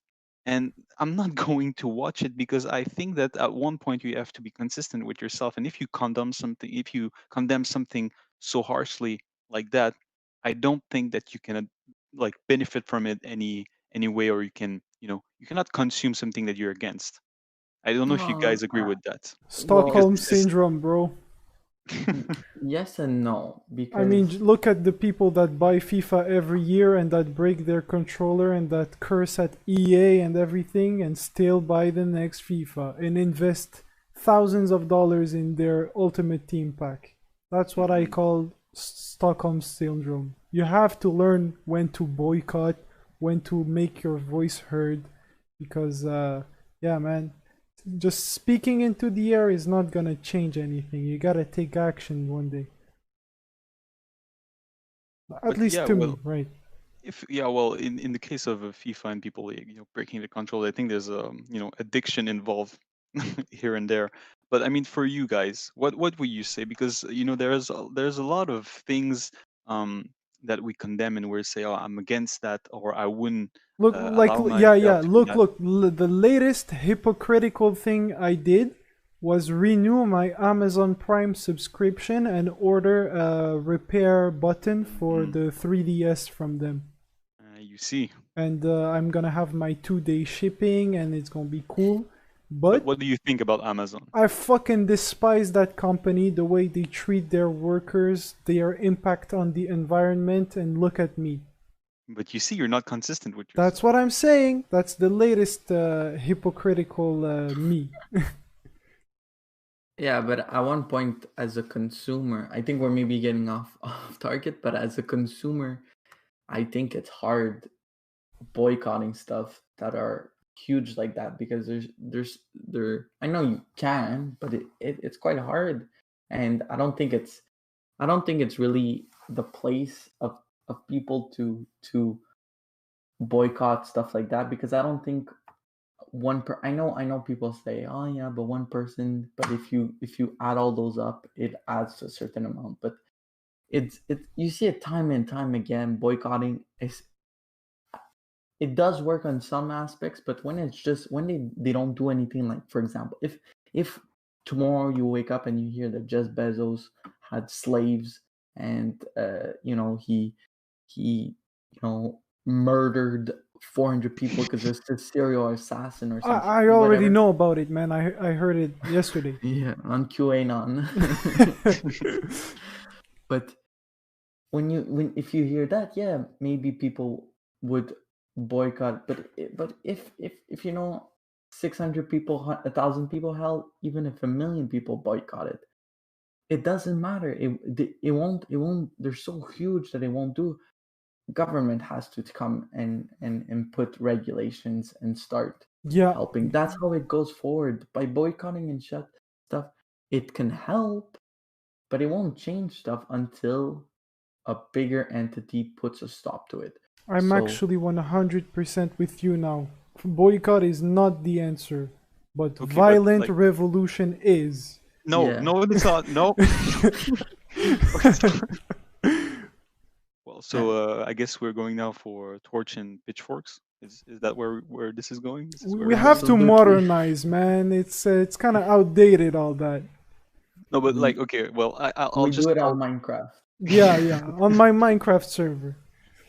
okay, I'll maybe give something more realistic because of course, like it's like we have harsh criticism about, like, for example, capitalism, but we cannot get out of it. And of course, we're against slavery, but gotta buy those, gotta buy some Nikes. You see what I mean? So I'm not No, man, they're specifically not talking about slaves. that. They get paid 20 cents per week. But you see what I mean? Okay, so I mean, there are some things that you cannot avoid because you need them, not in a way that you need them to live, but it's just you're in the system, so you cannot go, you cannot, go out of the system for the rest of your life. If you want to live in the society, you have to do those things. But for example, I could give you like this subject, um, and we spoke about it one time, I think, Momo. And basically, it's about killing your own meat that you're going to eat. Yeah, So none of you guys are vegetarians, yeah. and I'm not a vegetarian, as you said in the beginning. But would you be willing to kill your own meat, kill it yourself? Because a lot of people would be uncomfortable for that, and a lot of people would say, "I don't eat meat because I'm against animal cruelty, and I think it's horrible to kill an animal." Mm-hmm. But a lot of people would also say, "I want to eat meat, but I don't want to kill it because I think it's horrible to kill it." but I'm okay with somebody else killing it, and then afterwards I can eat it. That's the biggest, and this is for me. That's the biggest. I'm the biggest hypocrite when it comes to that, because I always say the environment is important for me. I've never voted for anything else than the Green Party. I always it's it's it's something that I really cherish. I think that we have one place to live, and we're just destroying it. But I eat meat, and Mhm. if you look at cattle is one of the biggest polluter in the Yeah. world. They're destroying the Amazon, the quote unquote lung of the earth, just for more grazing land, so they can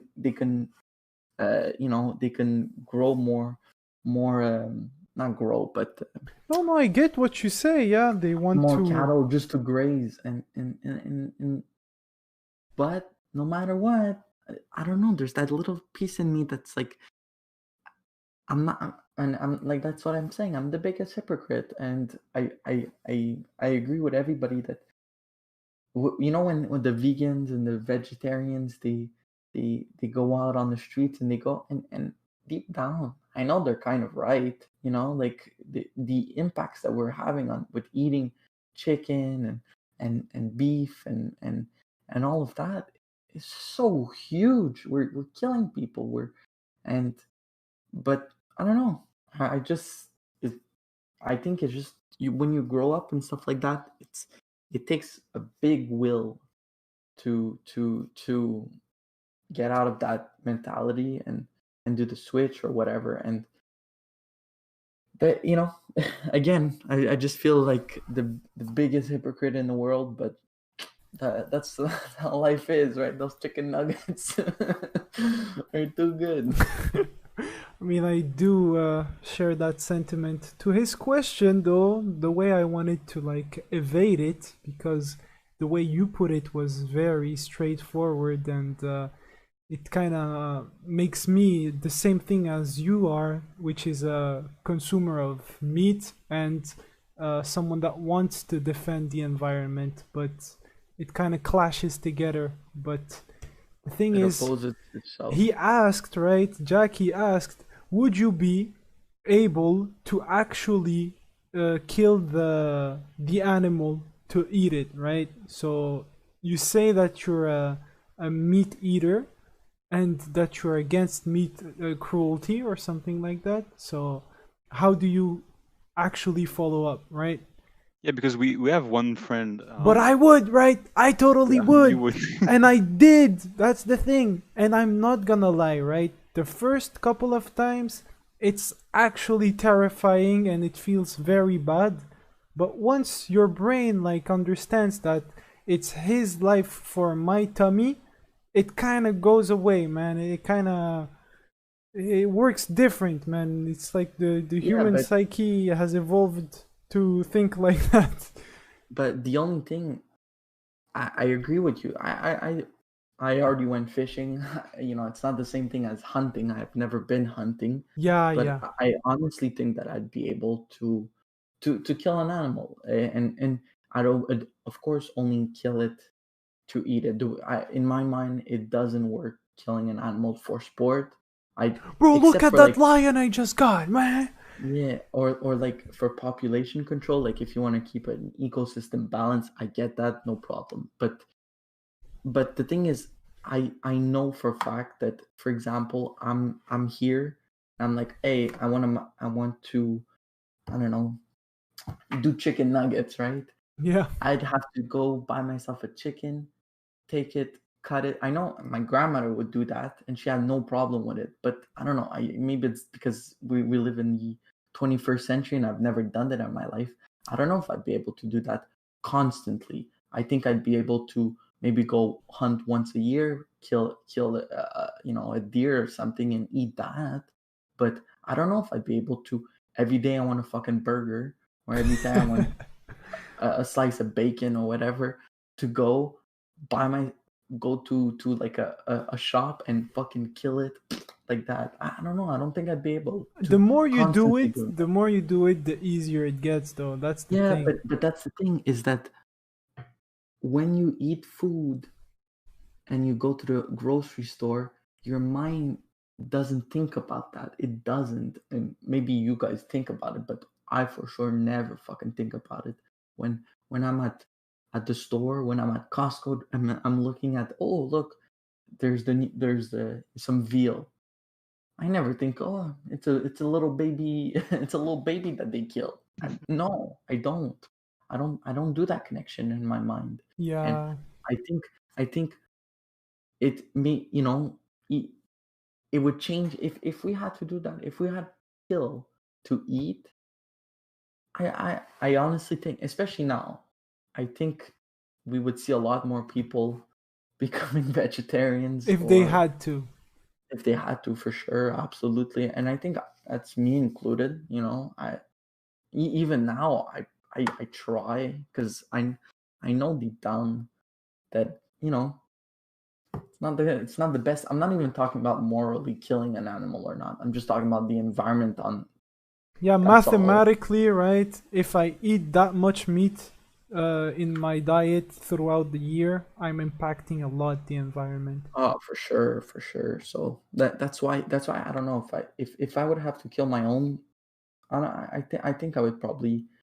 I think I'm wired in a way that I'd be more hesitant on eating as much. I think I'd still probably eat. Like, how much do you eat? Because it seems like you eat No, quite a I lot. don't. That's the thing, is in the past years, and especially in the past year, I've been eating less and less meat, just because the fact that my girlfriend, she's not vegetarian in any means, but she's got it in her mind that she wants to become closer to that. So, and I find it's also a nice point on it, because you discover other stuff that you're so used to, your basic stuff, your own cuisine, your own stuff that you've been eating since you're small. And for me, it was a lot of that, a lot of meat, a lot of potatoes, a lot of cabbage. so, so those three things, and when you decide, hey, I want to stop eating less of this, it forces you to discover other things and discover stuff that are maybe a bit more healthy and whatnot. So Mhm. so that's what I think personally. I don't know about you. I would like to know both of you's opinion, but for me, if I had to kill my own food, I think I'd be eating a lot. If the store still existed, everything in the store still existed. It's just they took. There's no meat there. Mhm. I have to go kill. I think I'd be eating a lot less meat than I was beforehand, just for the fact that. It's more time consuming And it's and not just that. I think I have I think a harder time killing stuff. okay. I'm not. I don't think I'm made like that.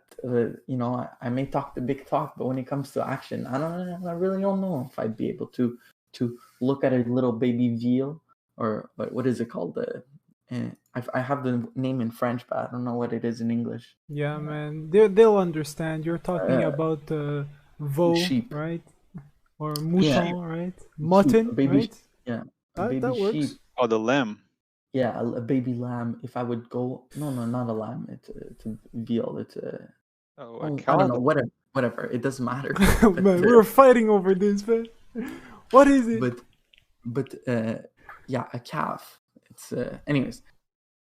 For me to do that, to go to like a little baby, and take like those guns that like shoot like a piston in their Yeah, heads. yeah. That's how they kill them. And to do that, I don't know if I'd be able No, to no, be honest. that's not the way you do it. The way you do it is with the knife. You put it on his throat, and then you slice it. That's the Bro. right way to do it. No, you can't do it just like that. You have to use its ears to cover its eyes and lay it down right on its side so that it gets tranquilized by itself and not scared and doesn't see the blade, and then you do it. Oh, that's very interesting. But the thing is, right, once you do that, and that, okay, I'm gonna spare you the many details that come after it, that you need to clean after, and, you have to remove not the skin, how do you call it, the fur and everything. A Mm. hide. The hide, there you go. You have a lot of meat, Kyle. You can store that for Like, I don't Oh, know, man. I know, absolutely. And like I said, I don't have problems with people doing it, But it but costs a lot. If you're a guy that like goes through these kinds of things, you understand that it's multiple hundreds of dollars to get yourself an animal like that. for sure. And I don't think if if people would have to kill their meat, it'd become viable anymore. It would cost so much, you know. So Yeah, well, this is where I wanted to go with that subject because we have this friend and we were speaking about like killing the animal from for some at one point, and it was like that person wouldn't go vegetarian for anything. Like he loves meat, but he wouldn't be able to kill an animal because he said it's too cruel. And that's why I wanted to speak about that subject, because of course for efficiency, it's not it's not a good idea to kill your own meat every time you want to eat meat. Just like it's not a good idea to get your own I don't know, Milk, lettuce, your or own milk, etc. It's not efficient to work this way. You have your butcher, um, and you have like the milk people. So you I think that everyone has his job. I just think it's funny that sometimes we're against something, but we want to benefit from it at the same time. And I wanted to, this is why I wanted to speak, and that's why we started with that it's a subject. But great topic, man. I but actually yeah, really I'll enjoy it. go towards the end because we've been going on for quite a few time now, for a long time now. So um, I just there's one something. That's why I ask you if you guys wanted children, because there are some things that we condemn, but we benefit from them, or we use them. And there's something that maybe is going to interest you, and it's the subject of erotic movies. Oh Oh no. yes, It's this is where I'm PG, going. bro. Guys, everyone that subscribed to me, please exit the stream. You don't want to hear me talk about that. Please don't. If you do want to hear me talk about it, you can subscribe to the Container Podcast. Link in the description. Go So all ahead, right, I'll Kyle. speak. I'll speak in other terms if it's all right. no, Go go ahead, But go ahead. ahead. all right, so there's another phenomenon going on right now, and it's reality TV. Okay, and I think you can compare it to you know to other types of movies, special types, late night types of movies. And you know if you watch reality TV and if you watch these types of movies, I think there's always a distance between you and the actors, because of course, like, you would never do that, you would never be the actor doing that. And I just want to because the subject is not about if you're willing to do that because you have the talent to do it, because of course there are some things that you cannot do because you don't have like the strength to do it, or the intelligence or the skills or whatever. But there are some things you don't want to do it because you say I'm going to it's not on my level, it's on a lower level, and that's why I wouldn't do it, and I wouldn't allow my kids to do it. But I'm willing to watch it. I'm willing to watch other people make fools of themselves, or doing stuff that I would never do and I would never allow my children to do.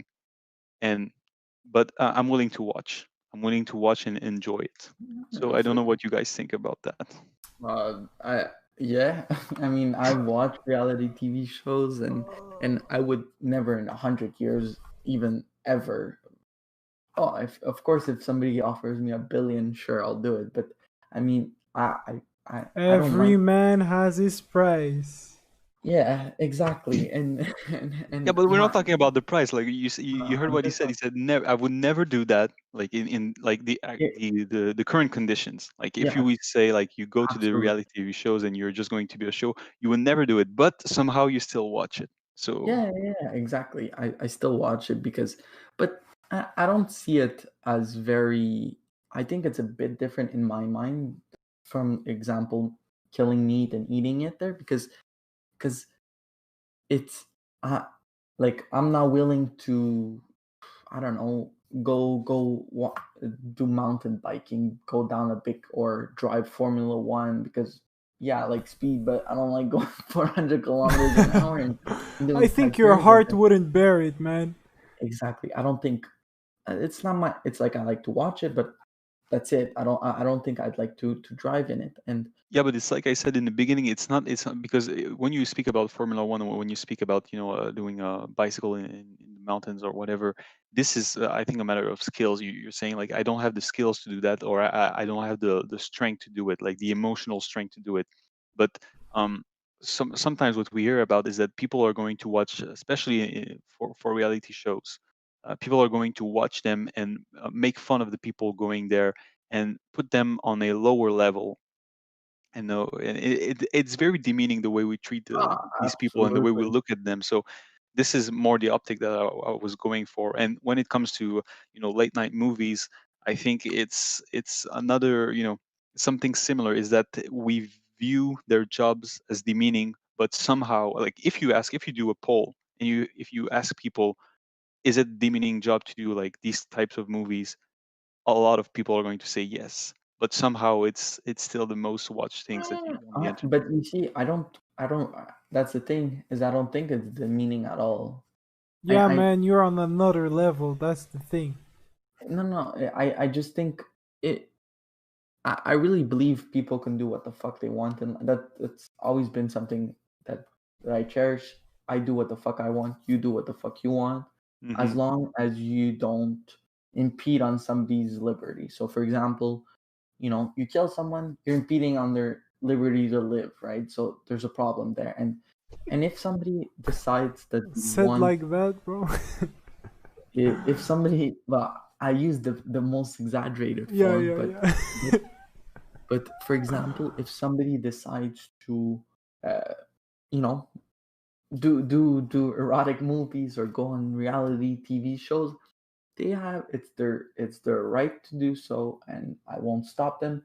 And I don't think I really don't. Maybe it's because morally, maybe a bit more fucked. I don't know what it is, but I really don't think I don't see it as a bad thing. Somebody wants to be a prostitute. If somebody wants to do something like that, go ahead. I'm not going to judge you. I shouldn't be able to judge you because it's your life. You do what the hell you want. I personally wouldn't do it because I wouldn't enjoy doing that. I wouldn't enjoy being on a reality TV show because it's not my thing. Having people watch me, having all my life dissected, I wouldn't want that. But if people want to do Hmm. that, go ahead. And if other people want to watch other people do that, go ahead. Now, I think that it's wrong for people to treat them like crap, right? Because they chose to do that. It's it's it like I really don't see the difference between, like, for example, a prostitute or somebody that works in a factory. It's Oh they're my both god.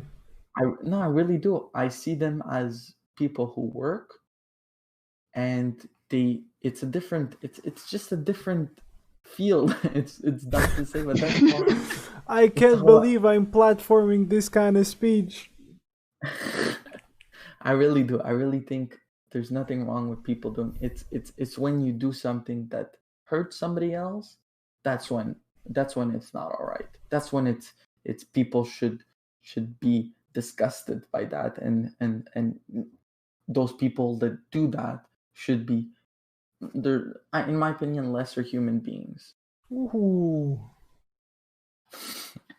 I Now, just before I'm not saying, wait, just before, I'm not saying just because you think that prostitute is not a super glamorous job that I'm saying that you're a subhuman. I'm not saying that at all. I'm saying the people who impede on other people's liberties explicitly. If you know, Because if it's you have, illegal, right? In our country, they can't do that work. I know, I find that completely stupid. So the government is, in your opinion, in the wrong for that?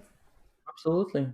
Absolutely. I've always said that I find that it's disgusting that they you don't pay know taxes. exactly Yeah, this but if fucking sex works become real work, they will. yeah, exactly. I want them to pay taxes. I don't want them to and I think when you legalize stuff, I know we're going deep into prostitution right now, but Bro, we have a if picture of the queen. But which in is a the hard Fine end, for critic. me. Fine for it's me. I fine have to for say. me. Yeah. But yeah, I really think that if you legalize it, one, you can tax it, make money off of it, use that money, build some roads, build some schools, do whatever you want, right? That's beneficial for society. But also, if you legalize it, it's sometimes unsafe work environments, right? Oh, They get beat up, often. Yeah. they get killed, whatever. It's fucking scary. But if you legalize it, you could put rules with it, and when you put rules with it, you can protect your citizens even better, closer, protect them against assholes that beat up people or I heard anything. horror stories about their contracts too. Yeah, exactly. It's everybody is when they're in these more shady business, it's legalizing stuff like that and bringing, people on board. The only thing they'll do is everybody will be safer.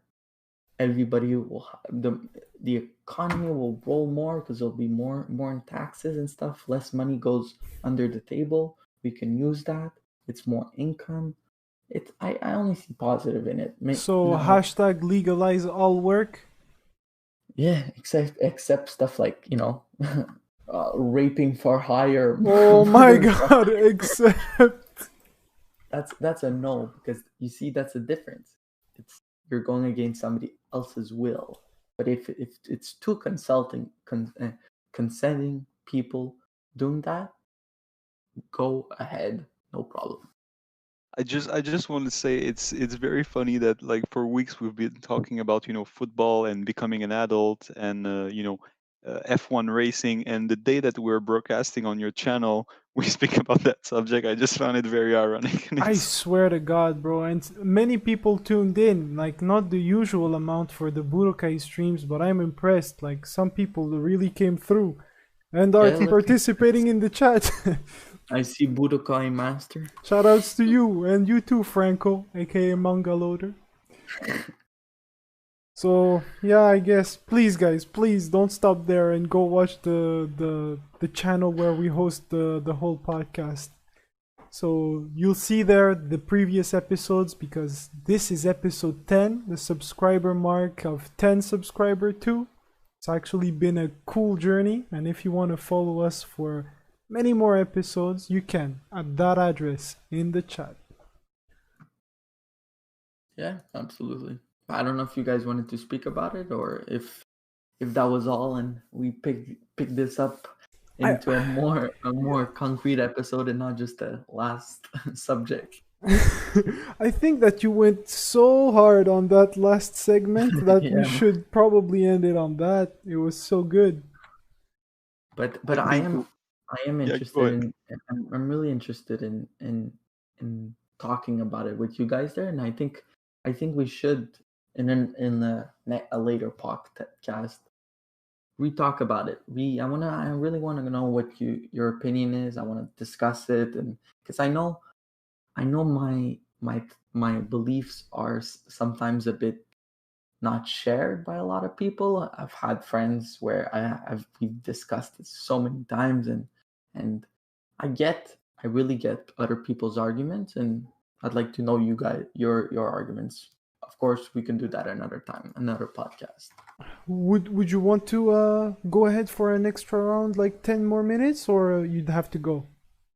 I can do another 10 minutes. It's up to you guys. I don't know if it's your decision really, but I think 10 minutes would be the max for me. Yeah, okay, good. So, I mean, So Momo, you can go with your closing statement because me, I don't have anything particular to say. I think I can keep it for another time. But we've got where I wanted to go, so that's fine for me. I swear to God, you're not gonna escape this one, man. I'm gonna come back and pull you back into this mud that you put me in.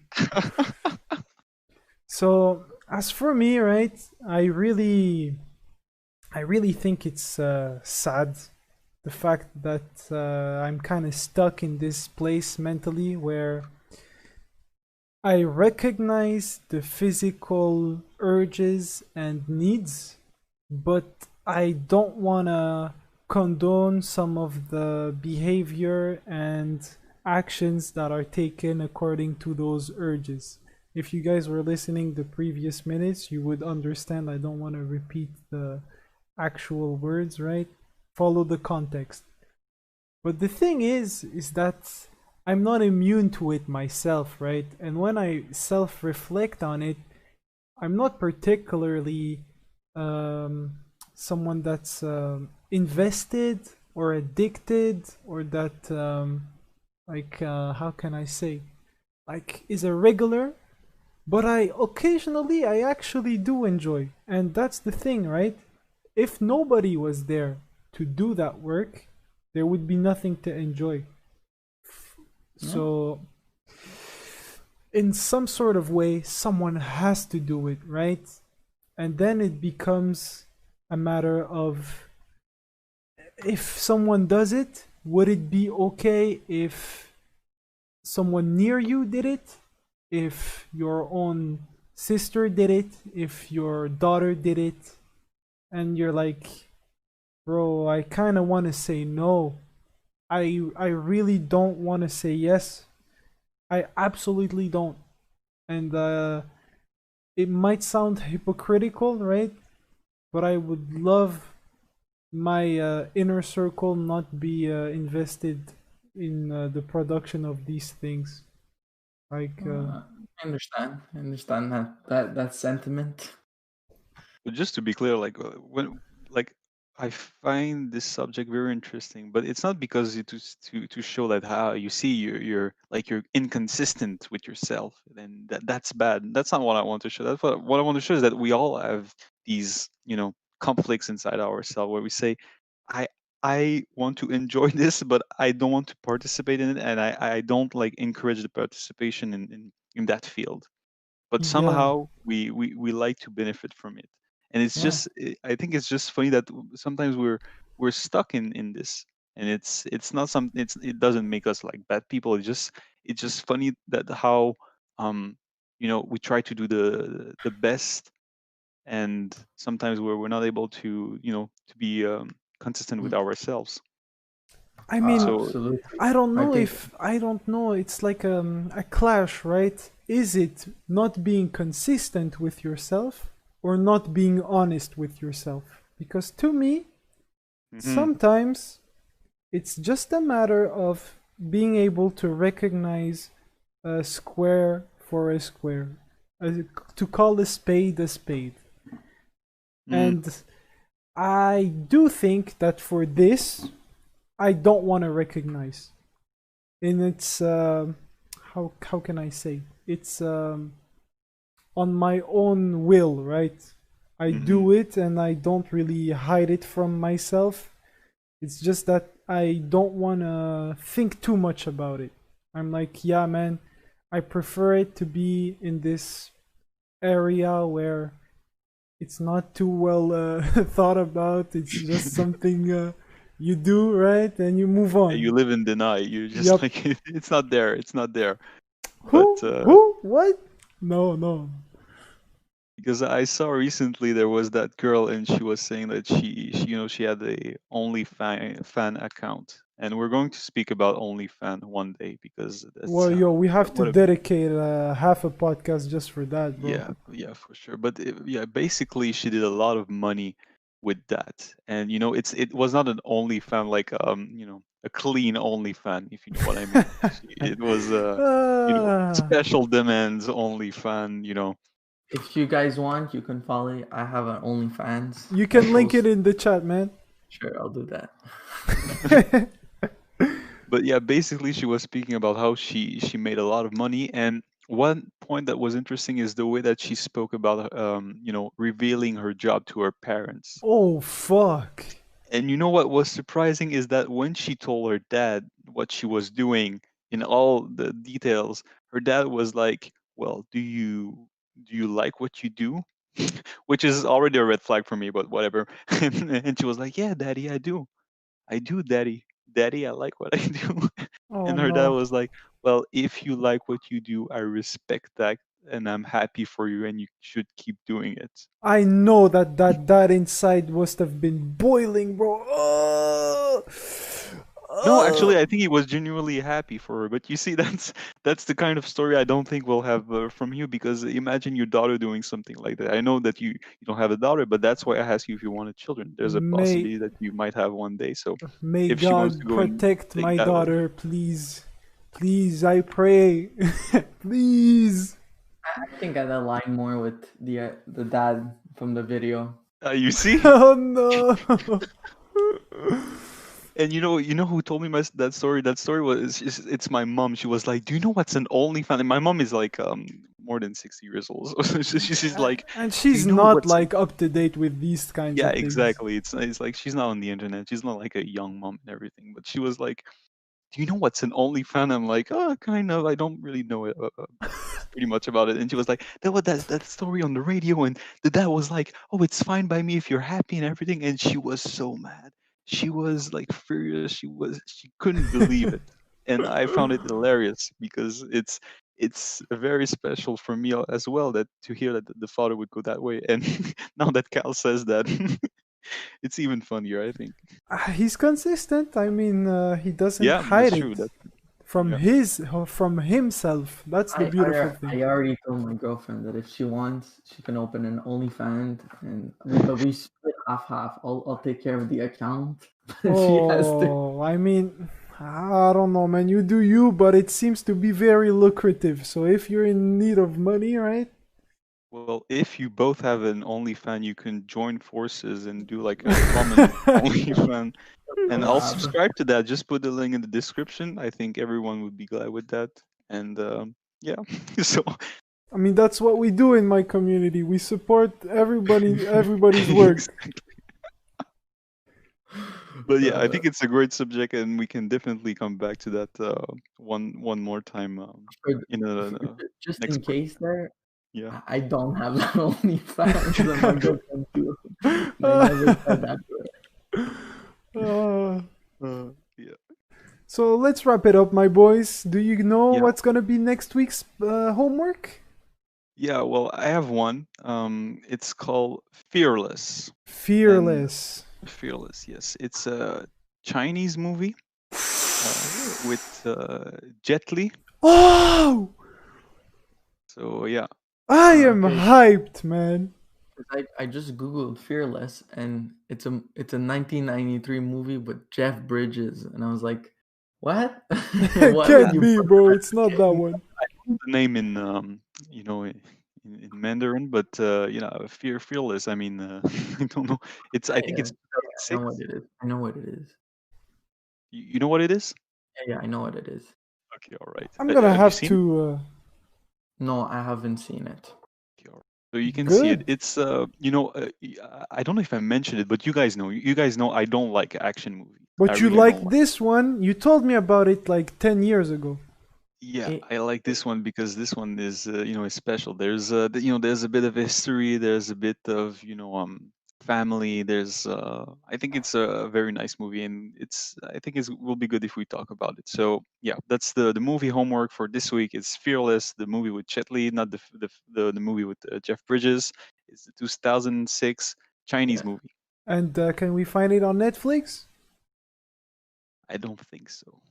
Okay, The we'll last just time I have watched it, I to. watched it on DVD. So Yeah. We'll have to find it on some other site that is totally no. Buy the official DVD. and. I'll lend you my DVD. Oh yeah, thank you. Yeah, Because we are I'll totally respecting copyright and the law and yes, absolutely. like honest citizens. I exactly. think I can hear Kyle typing like RAB. No, actually, I'm writing Fearless where to watch, because there's a website that shows you if you can. Dang, okay. I think it's on American Netflix. I don't have a VPN. Well, that sucks. It does. But if you guys live in America and want to do the homework for not tomorrow, for next week's podcast, more than welcome to do so and join in. I think we're gonna do it live too. It's been a blast, no? Yeah, Yeah. really like. So yeah, until then, subscribe to that channel that I posted multiple times in the chat. Subscribe to my channel, follow us on Twitter, and take care of yourselves. Any last words, everyone? I want to thank, and yeah, we have a lot of great subject to cover in the next few weeks, so be sure to tune in and to listen to the Container Podcast. Yeah, I agree. That's all I have to say. I'll keep the rest of my remarks about prostitution to another. Ciao, bye, everybody. Bye.